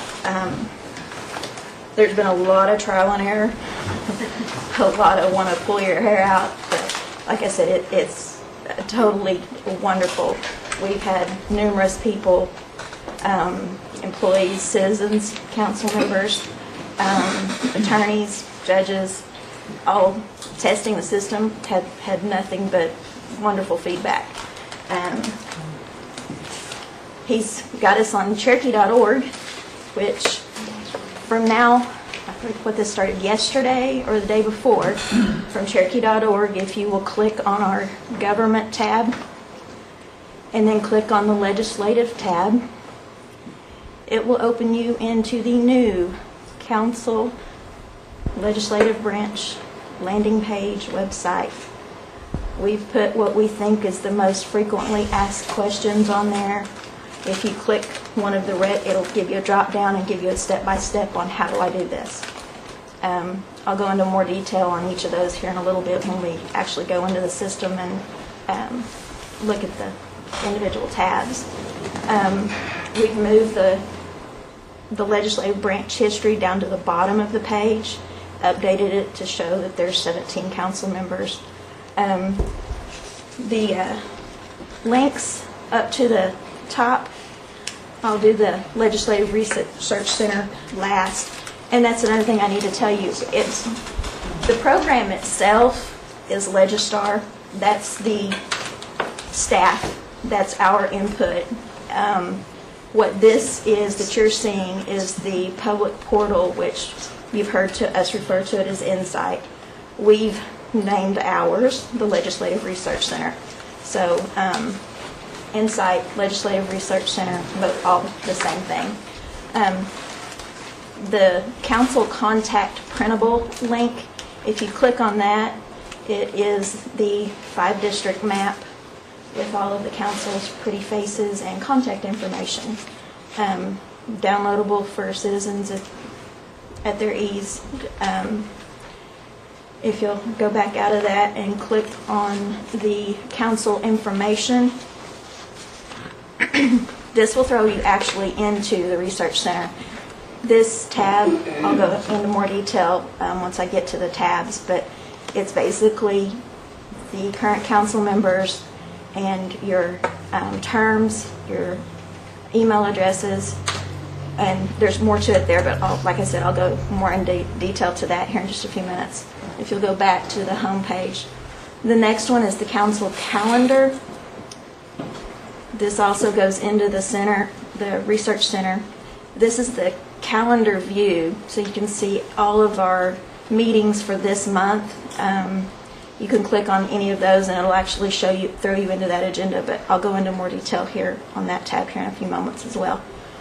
The next one is the governmental travel expenses, which we're required to post. That's been up there for a while on the old link, I believe. The one below that one is streaming events. Currently, this is the same as the streaming events was on Cherokee.org along the bottom of the Cherokee.org. Eventually, what we're thinking is that this is going to be current events only. There won't be any archives, because the archives you will be attached to the actual meeting themselves within the system. And then, of course, the home or frequently asked questions will bring you back to your home page. If you'll click on Legislative Research Center, Doug. I'm going to skip, when you go into it, it automatically goes to the Legislation tab. I'm going to skip that tab and the Calendar tab and save those for the last, because I think they're more in depth and more questions. So if you'll go to Tribal Council tab, this is the same tab that I showed you earlier. What it is it shows you our active committees, the staff of the council, and the tribal council. If you'll click on the Education and Culture Committee, for an example, this in the middle on the tan row, you'll see where it says calendar and people. It says 17. That shows you that there's 17 members on this committee. They're all listed there. If you click on the calendar tab yes, there you go. It shows you that there are 3 calendar events for this committee. In that light tan bar, it shows a date for 2011. You can change that, Education and Culture, and if you dropped it down to 2010, it'll show you all of the dates for that committee in 2010. if someone's just interested in education or health, it's a quick and easy way to go to that specific meeting. On sponsored legislation, if the entire committee were to sponsor an item, that legislation would be reflected there. But let's see. If you'll click back on people, Doug, and then if you'll click on tribal council up top again, and then select tribal council down in your list.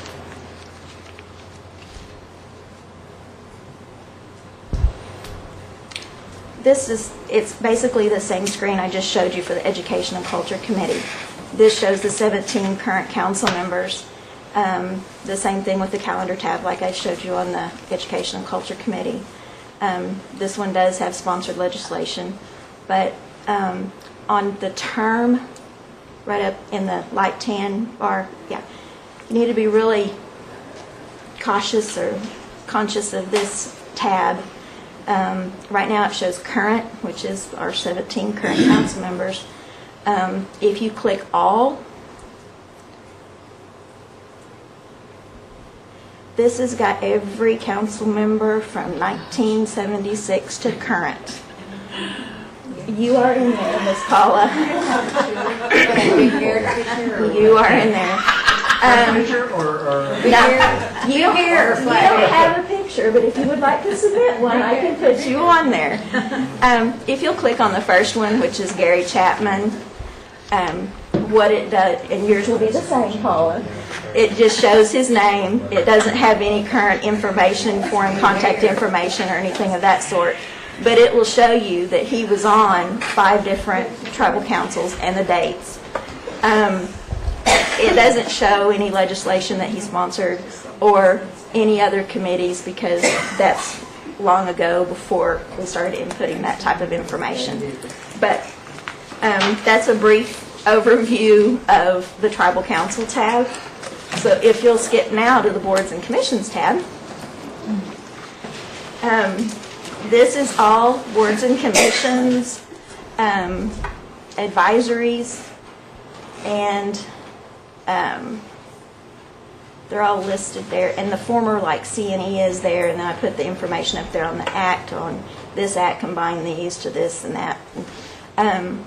If you'll click on Cherokee Nation businesses, I'll use it as an example.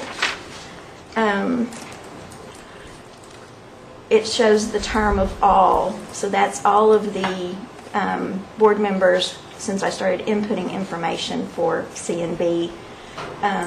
Like the very first one there on Lloyd Armstrong, he's a member from February of 2008. He ends September of 2010. He was appointed by Resolution 1408. Right now I have a request in to Daystar to change this appointed by field to where that's a hyperlink to where you could click on that resolution and it would actually open that resolution for you so you'd have the information. You wouldn't have to get out of this and go find it somewhere else. That's a work in progress, but if you'll click on one of them, it doesn't matter which. This is Jay Hanna. It shows you that he's on 2 different boards, and it shows you the resolutions for both of them. And on all the boards and commissions, we chose not to include resumes because some people tend to put a whole bunch of personal information and some people don't. There's contact information, which we would have to maintain, and we just chose not to. If people want contact information, they can contact that board and get the information that way. But if you'll click on People tab, we'll move to that tab.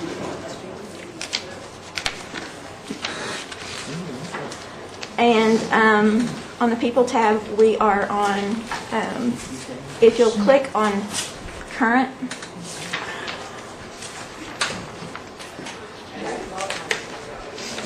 this is everybody that's currently on a board, a commission, the council, or council staff. And if you'll go back up to the top And on the search box, if you'll type in Hoskin and do a search, I want you to be notice that it just shows Chuck Jr., but we've had 2 Hoskin. So if you'll notice the view, it's only current. If you change it to all, we now have junior and senior. Just you need to be really aware that that field is very handy if you want to, depending on if you want all past, current, or what have you. But if you will click on Chuck Senior, former counselors, here's him being last term. We do have a bio and a picture. It shows all the committees that he served on and the dates. He also has sponsored legislation there that this is all the legislation that he sponsored from the last term that I had put in there. Don't have current contact information for him. Once again, it would be, maintaining addresses and phone numbers, and sometimes that's difficult enough with the current 17 that we have. So,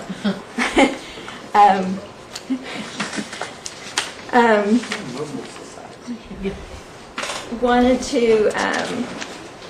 The terms are in here are 2003 and forward. We'll have your legislation and that type of thing. Other than that, the only thing that's in there for former council members is their council term. Are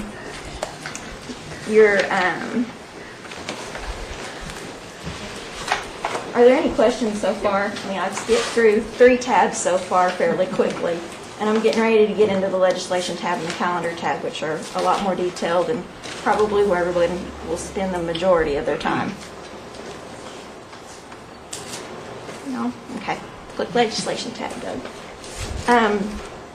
Legislation tab opens on the simple search, which is the window you see now. There's you can put anything in that search box, and it's going to find within the text of any document in there.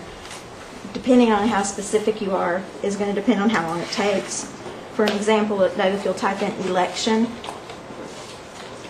and if you'll do for the year 2010, so it won't take quite as long. Oh, it found them all. Wow, that did it quick. You'll notice at the top, the yellow box, your search has reached its maximum number of records. On the show box, the next one over, the show, you can change that to show all or pick a number, and then it will show you all documents. But in that quick amount of time, it showed 100 and maxed out. So it found acts, minutes, resolutions, agenda items, anywhere the word election is stated. You can, on the group feature, you can group these by type, which is going to put all the acts together, all the resolutions together, and that type of thing. You want to go ahead and do that, Doug?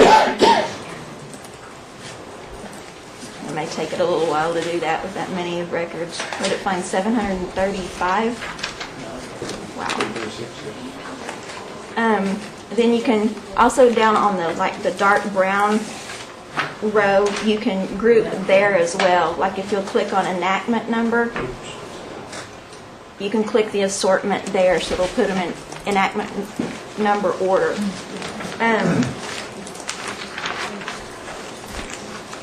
If you want to find all of the acts for a specific year, one example would be if you'll remove election out of the search box, Doug, and then change the year to 2010 and put legislative act and do a search. This will find every act from the year 2010, whether it was withdrawn, failed, passed, vetoed, tabled, it's all there. Now this is all on simple search. If we go to advanced search, your possibilities are enormous, endless. There's, for one example, legislative act, the date still remains 2010, but on the status, the next, right there, if you'll change to past, this will give you all past acts for the year of 2010. And you can put them in file order.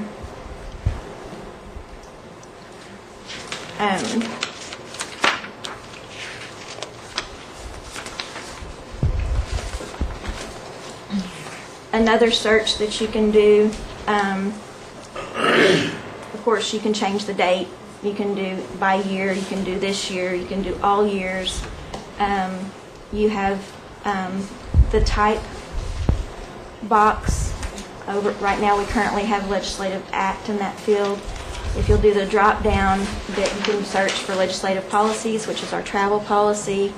I don't remember what the other policies are right off the top of my head, but you can also search by minutes, reports, communication, resolutions, agenda items. The status, currently right now we have past in there, but you can do awaiting chief signature, failed, in committee, tabled, withdrawn, vetoed. You can search by sponsor. You can search by code, which for all of the attorneys, I'm sure you would like this one. Pick courts and procedure. They're the one that's already highlighted, Doug. And then you'll have to change it, the 2010 and legislative act, to just all years. And then just remove legislative act to select, yeah. And do and past. You'll have to remove past too. And do a search. Now this should be everything that I've put in that is Title 20, courts and procedures, for all years. If you'll clear that criteria, Doug, and we can, another thing that,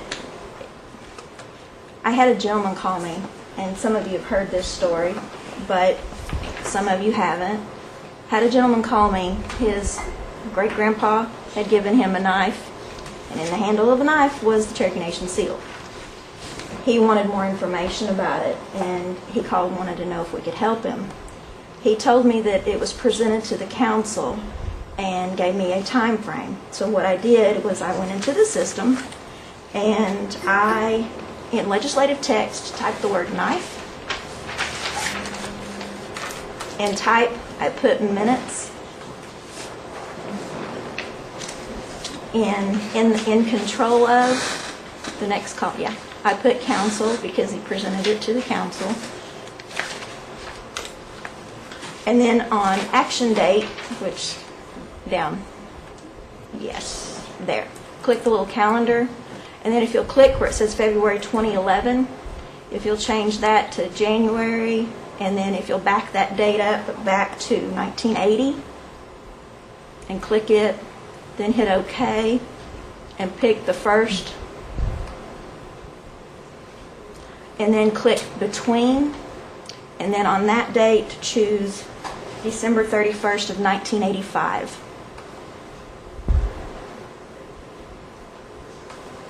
That was the window that he guessed that his great-grandfather had presented this. Now click search.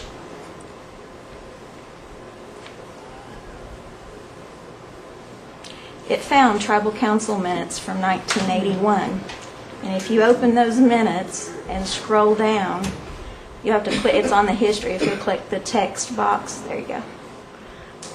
And if you'll scroll down, it shows you where the word knife appears, highlights it for you. And it shows that a man by the name of Gerald Myatt presented this knife to the tribal council. And this Mr. Myatt was this gentleman's great-grandfather. So, would have been a whole lot of fishing and digging and books back there for a very long time where I would have been sorry, we don't have the time to do that. So I thought that was really cool, and he was very appreciative and then contacted the Heritage Center for additional information. So, I mean, and that's just, possibilities are limitless with this program. It's actually pretty amazing. If you'll back out of that, Doug, and go click the legislation tab, go back to the advanced search. If there's a certain act you're interested in, if you'll clear the criteria on that one, like Legislative Act 0101, change it to either all years, or if you know it's in 01, you can pick 01, whichever. In the next one down, Doug, on the file and enactment number, you can either put LA-0101 or you can just put 0101, either way, and then hit search. And it found Legislative Act 0101. And if you'll click that file ID, this shows you when this file was created, when it was enacted. It will give you the title, it will tell you the indexes, it will tell you the code section. The attachment is a PDF of the act itself with signatures.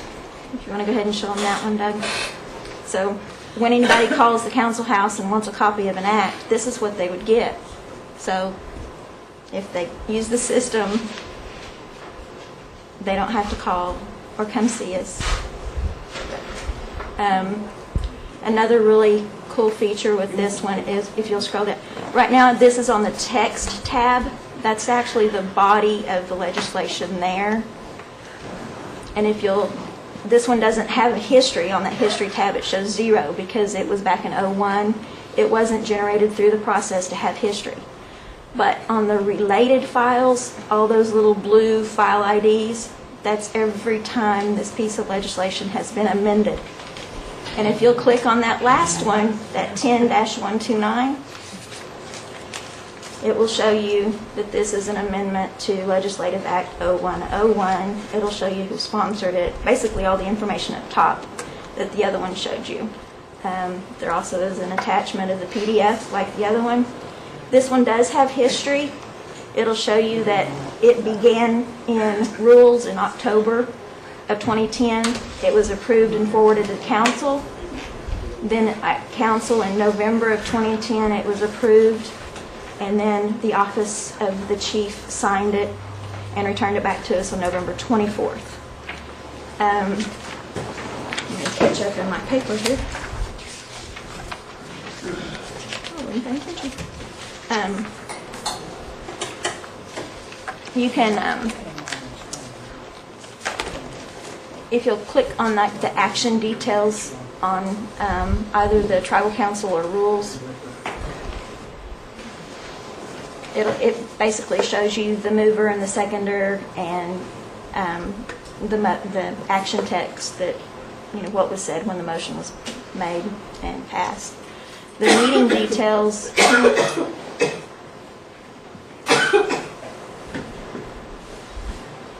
will throw you into the agenda where that item was passed. But you just scroll down and find that item, and it'll show you where it was on the agenda if you need to actually see the agenda for that meeting. But I'm going to move to the calendar tab now. Go ahead and click on it, and this is the calendar view, which is the one that I showed you earlier. It's my least favorite of the two, and the list view is the one that I tend to migrate to. It is the one that has the search fields, which I use all the time. And one thing I need to tell you is, if you leave the calendar tab from the list view and then you go back to the calendar tab, you're going to be on the list view. It's not always going to default back to the calendar view.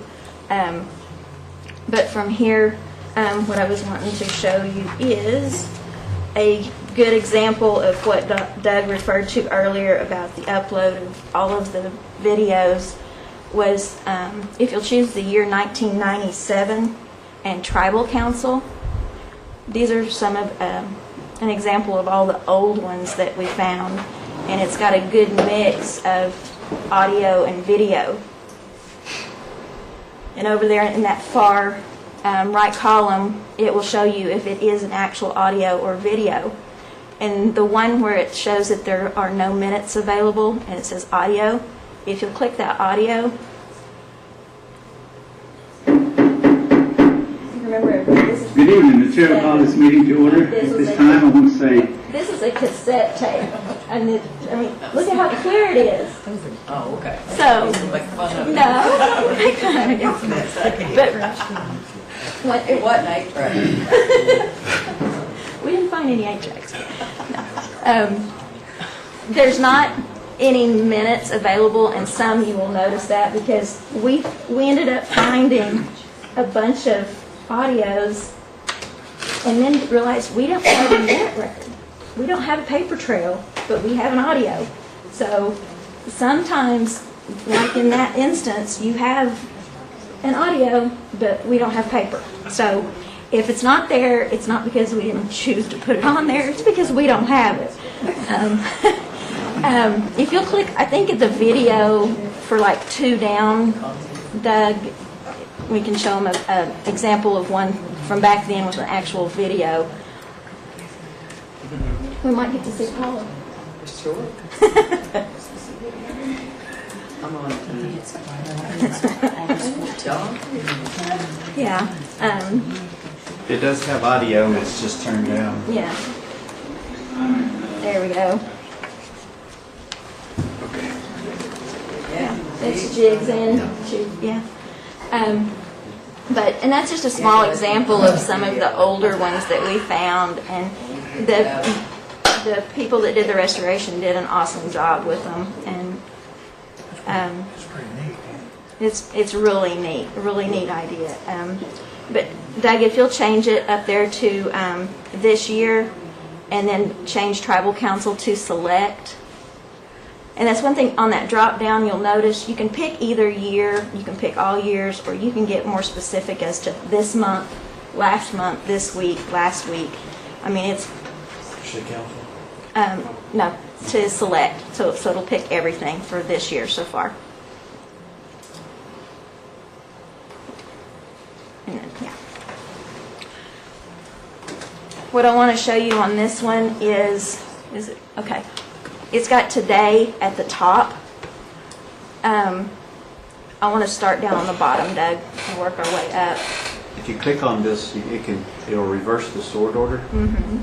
So resort them from top down instead of... The January 10th ones are the ones that we postponed, which it states there due to weather.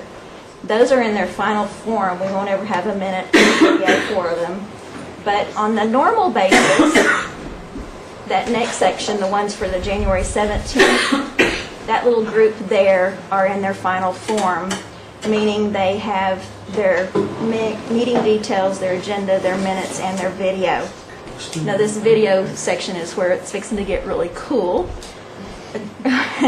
It's a pretty awesome feature, but if you'll click the resource committee for that date, and if you'll click on the meeting details for that meeting, what this does is it's going to show you the resource committee for that date, and it will show you up at the top, just down there just a little bit, on the attachments. On the end, in all caps, it says report for January 2011. And if you'll click on that, Doug, what this is every report I was given for your packets that are not confidential, the ones that I received in time. These are here. It's a PDF of those. The next thing on this one, in that light tan box where it says show all, you can pick legislation only or all agenda items, and I just want you guys to be aware that that option is there if you open it and it looks funny because not everything's there. But anyway, if you'll go to the roll call where it's highlighted in blue, If you click on that, it's going to show you council members present, late, or absent for this meeting. The video on this field, you're within this meeting. This is within the resource meeting. This is the agenda. On the approval of minutes, if you'll click the video on that line, the video starts at the approval of the minutes. If you click the video on the line of the business item, it starts at that business item. Basically what it's saying is if you're interested in new business item 1, that resolution, you don't have to watch the whole video to get to it. You click on that line and you're there. That's cool. It saves a lot of time and a lot of going back and forth in video. This one? Sure. Girls, is moved for approval. This is additions to our IRB inventory as approved by Michael Lynn and the roads program that they've already prepped and provided for the federal requirements. We're about done. One thing that this feature is going to allow is the ability for the minutes not to be quite as in-depth as they have been. Cut out a lot of the discussion because people are going to have this ability right at their fingertips. We'll be able to more follow Robert's Rules of Order, which are more of what actually happens within the meeting rather than what's talked about or discussed. So the other item on, if you'll click action details on that business item there, Doug, this will tell you like who moved, who second, and the action which was approved and forwarded to council, and that there was requests for certain sponsors to be added. If you'll go back out of that, and then I want to show you, but don't click on it, on the file ID, which is the far left column, that's the file ID for that resolution. It's 11-001. You can click here, but I want to show you a different way to get to it, and I'll show you what it shows you from there. Up at the top, you'll notice that there is a PDF of the agenda, which is the one posted, and there's also a PDF of minutes. Before I go there, I forgot to tell you about the video on the top. That video right there below that agenda, that video link will start at the beginning of that resource meeting. So that's the video in its entirety if you don't want to look at it in pieces. But if you'll click either on the agenda or the minutes, either one,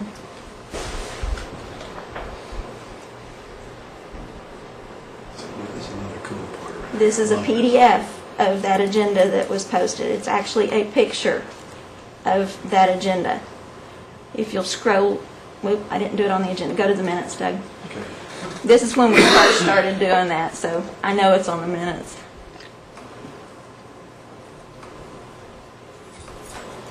You'll notice that that file ID is there in this PDF. If you'll click on that file ID, it will take you into that file ID for that file, for that resolution, and it gives you the creation date, the agenda dates.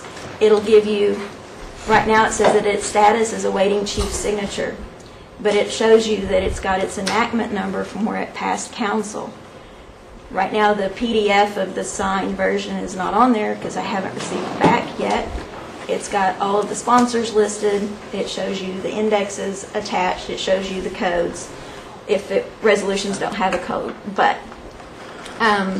if you'll click the text, it'll show you the body of the resolution. And then if you scroll back up and click the history, this is something that I really want you to be aware of. We have a tendency to do this quite a bit, especially here lately. If you'll notice that the first line, the resource line, it says under version, it says 1. That's the form that it was given to us in. And then once we passed it, there was a change. It was amended. So what happened is it changed to version 2 at Tribal Council. And there up top where he's got the pointer, it shows you version 2. If you want to see the differences between the two versions, you pick, and then of course you'll have to click the text version box, the gray box, yeah. And then it'll show you, this is version 1. You go up there and click it, click 2, and it'll show you version 2. So,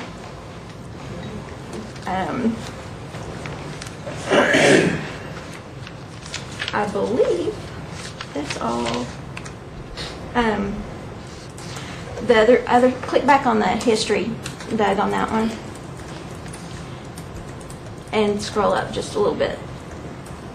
The video, on the video field of these, it will start where this resolution is approved in that meeting. It doesn't start at the beginning of the council meeting. The Resource Committee is a resolution authorizing an update to the Indian Reservation Roads inventory. Ms. Watts, you want to introduce that? Okay. If you click back to the calendar tab, Doug, I've got 2 more things to show you and we're done. If you'll scroll down to the January 27th, February 14th, 15th dates, this section is kind of the in limbo stage because they haven't gone through the full circle, so they don't have minutes available. You have to wait until they're approved in March. But you notice that the video is already there. The video from this is the entire video. If you click the meeting details, just pick any of them. If you click the meeting details and you scroll down, you can see that meeting is already indexed. You don't have the minutes, but you can see that it's indexed. The reports are there for that meeting. Usually, what are we getting those up there? Within a couple of days, Doug? Right now, is that the process? Video. A couple of days to get the videos on there? Yeah, within 48 hours, we'll have the main video up there. And then the one last thing that I wanted to show you, if you'll go back to the calendar tab, or if you'll look at today's meetings, it should be on the bottom. This is today's meeting. Right now, rules meeting, and in a few minutes, executive finance meeting. If you'll click if you'll click on the agenda, the PDF, which right now that's the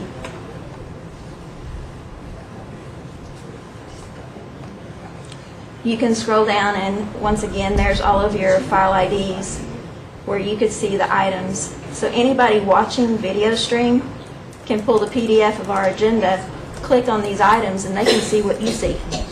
The only thing they won't have access to are handouts done within the meeting. And if you'll back out of that, and if you'll actually click on the meeting details of one of the items for today, there's the reports as well, so they could see the reports just like you do. So, late submitted reports or other items are attached usually after meetings or once I get them. If you'll notice up there at the top, that yellow bar, it says this meeting has not been finalized yet. So, of course, the actions aren't available. But that's pretty much all I have. I know that was extremely, well, kind of quick, but a lot to cover. But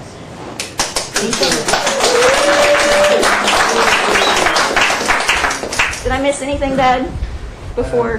Everything that we've seen here on these screens are all exportable. Right here, you can export things in Excel, PDF, or Word format, however you need to use it. Mr. Doug in his Excel. Gives a good overview, Sean. Doug in your Excel spreadsheets. I forgot that one. Speaker Fraley, you had something to say? No, I just want to make a statement. I just want to commend Shelley and Gail and Doug on the hard work they've done on this.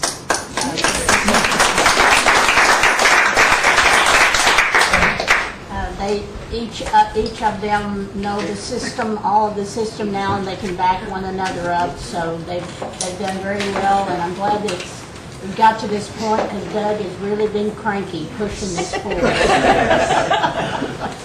Thank you, Mr. Chairman. Thank you, Mr. Chairman. This is just such an outstanding tool. I think it advances our legislative branch. This is a historical time and moment for the tribe. I can't say enough about the openness of the government that it creates. I know that a number of people were involved. I interacted mostly with Ms. Shelley, and I appreciate our speaker pushing it through and the support that was provided in-house with our other staff. But I've actually been using it, and it's saved me from harassing her at odd times for legislation that folks need. And it's just this incredible tool. I am so excited. I can't wait for it to be pushed out even further. And I just thank you, Widow, to all of you that were involved. And we'll look back, and this will be a forever momentous occasion in our history. So thank you. Brad? If it's okay with the speaker, I've had a lot of questions from the Washington County group about accessing stuff. I would love for y'all to come up. We eat a lot of food too. I'd love for y'all to come up and just give a kind of a brief version of this at one of our community meetings, if it's okay with the speaker. They would really like to see this. Thank you. Mr. Chair, that we're the first tribe to implement this system also. One thing that you might remember, I wouldn't mind coming up, but we'd be glad to if requested, but we just video streamed. This is going to be archived. I mean, it was, 30 minutes that it took me to do it, but click on that link and... No, we'd rather you come up. Just letting you know. There's questions on it. Absolutely. And email us, call us, I mean, happy to help. Diane, did you have something to say? Well, I was going to do the same thing. I mean, Dana and I are here, and we're just going, oh, it's so cool, it's so cool, but we're not all here. But Mason should have been playing with it for quite some time. He has, and I think a couple of people have. I'm going to tell them to watch the stream, and then maybe if we can't figure it out, we can ask if we can borrow some time or something. I might take this stream and burn it to a DVD. I think it might be an excellent tutorial DVD for just quick access, without a professional publication. So at least we'll have something we can burn to a DVD. Yeah, because you can spend your whole time just doing travel. Or just watch it on. Make sure Shelley gets a royalty off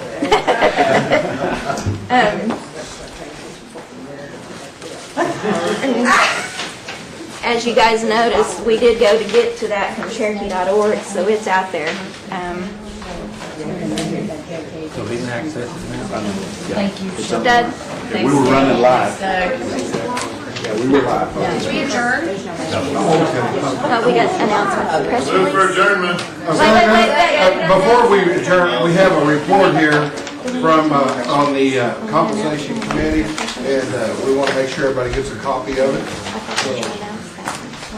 It's amended, Judge Adair amended it, and if there's any action to be taken, you have 60 days to take that action.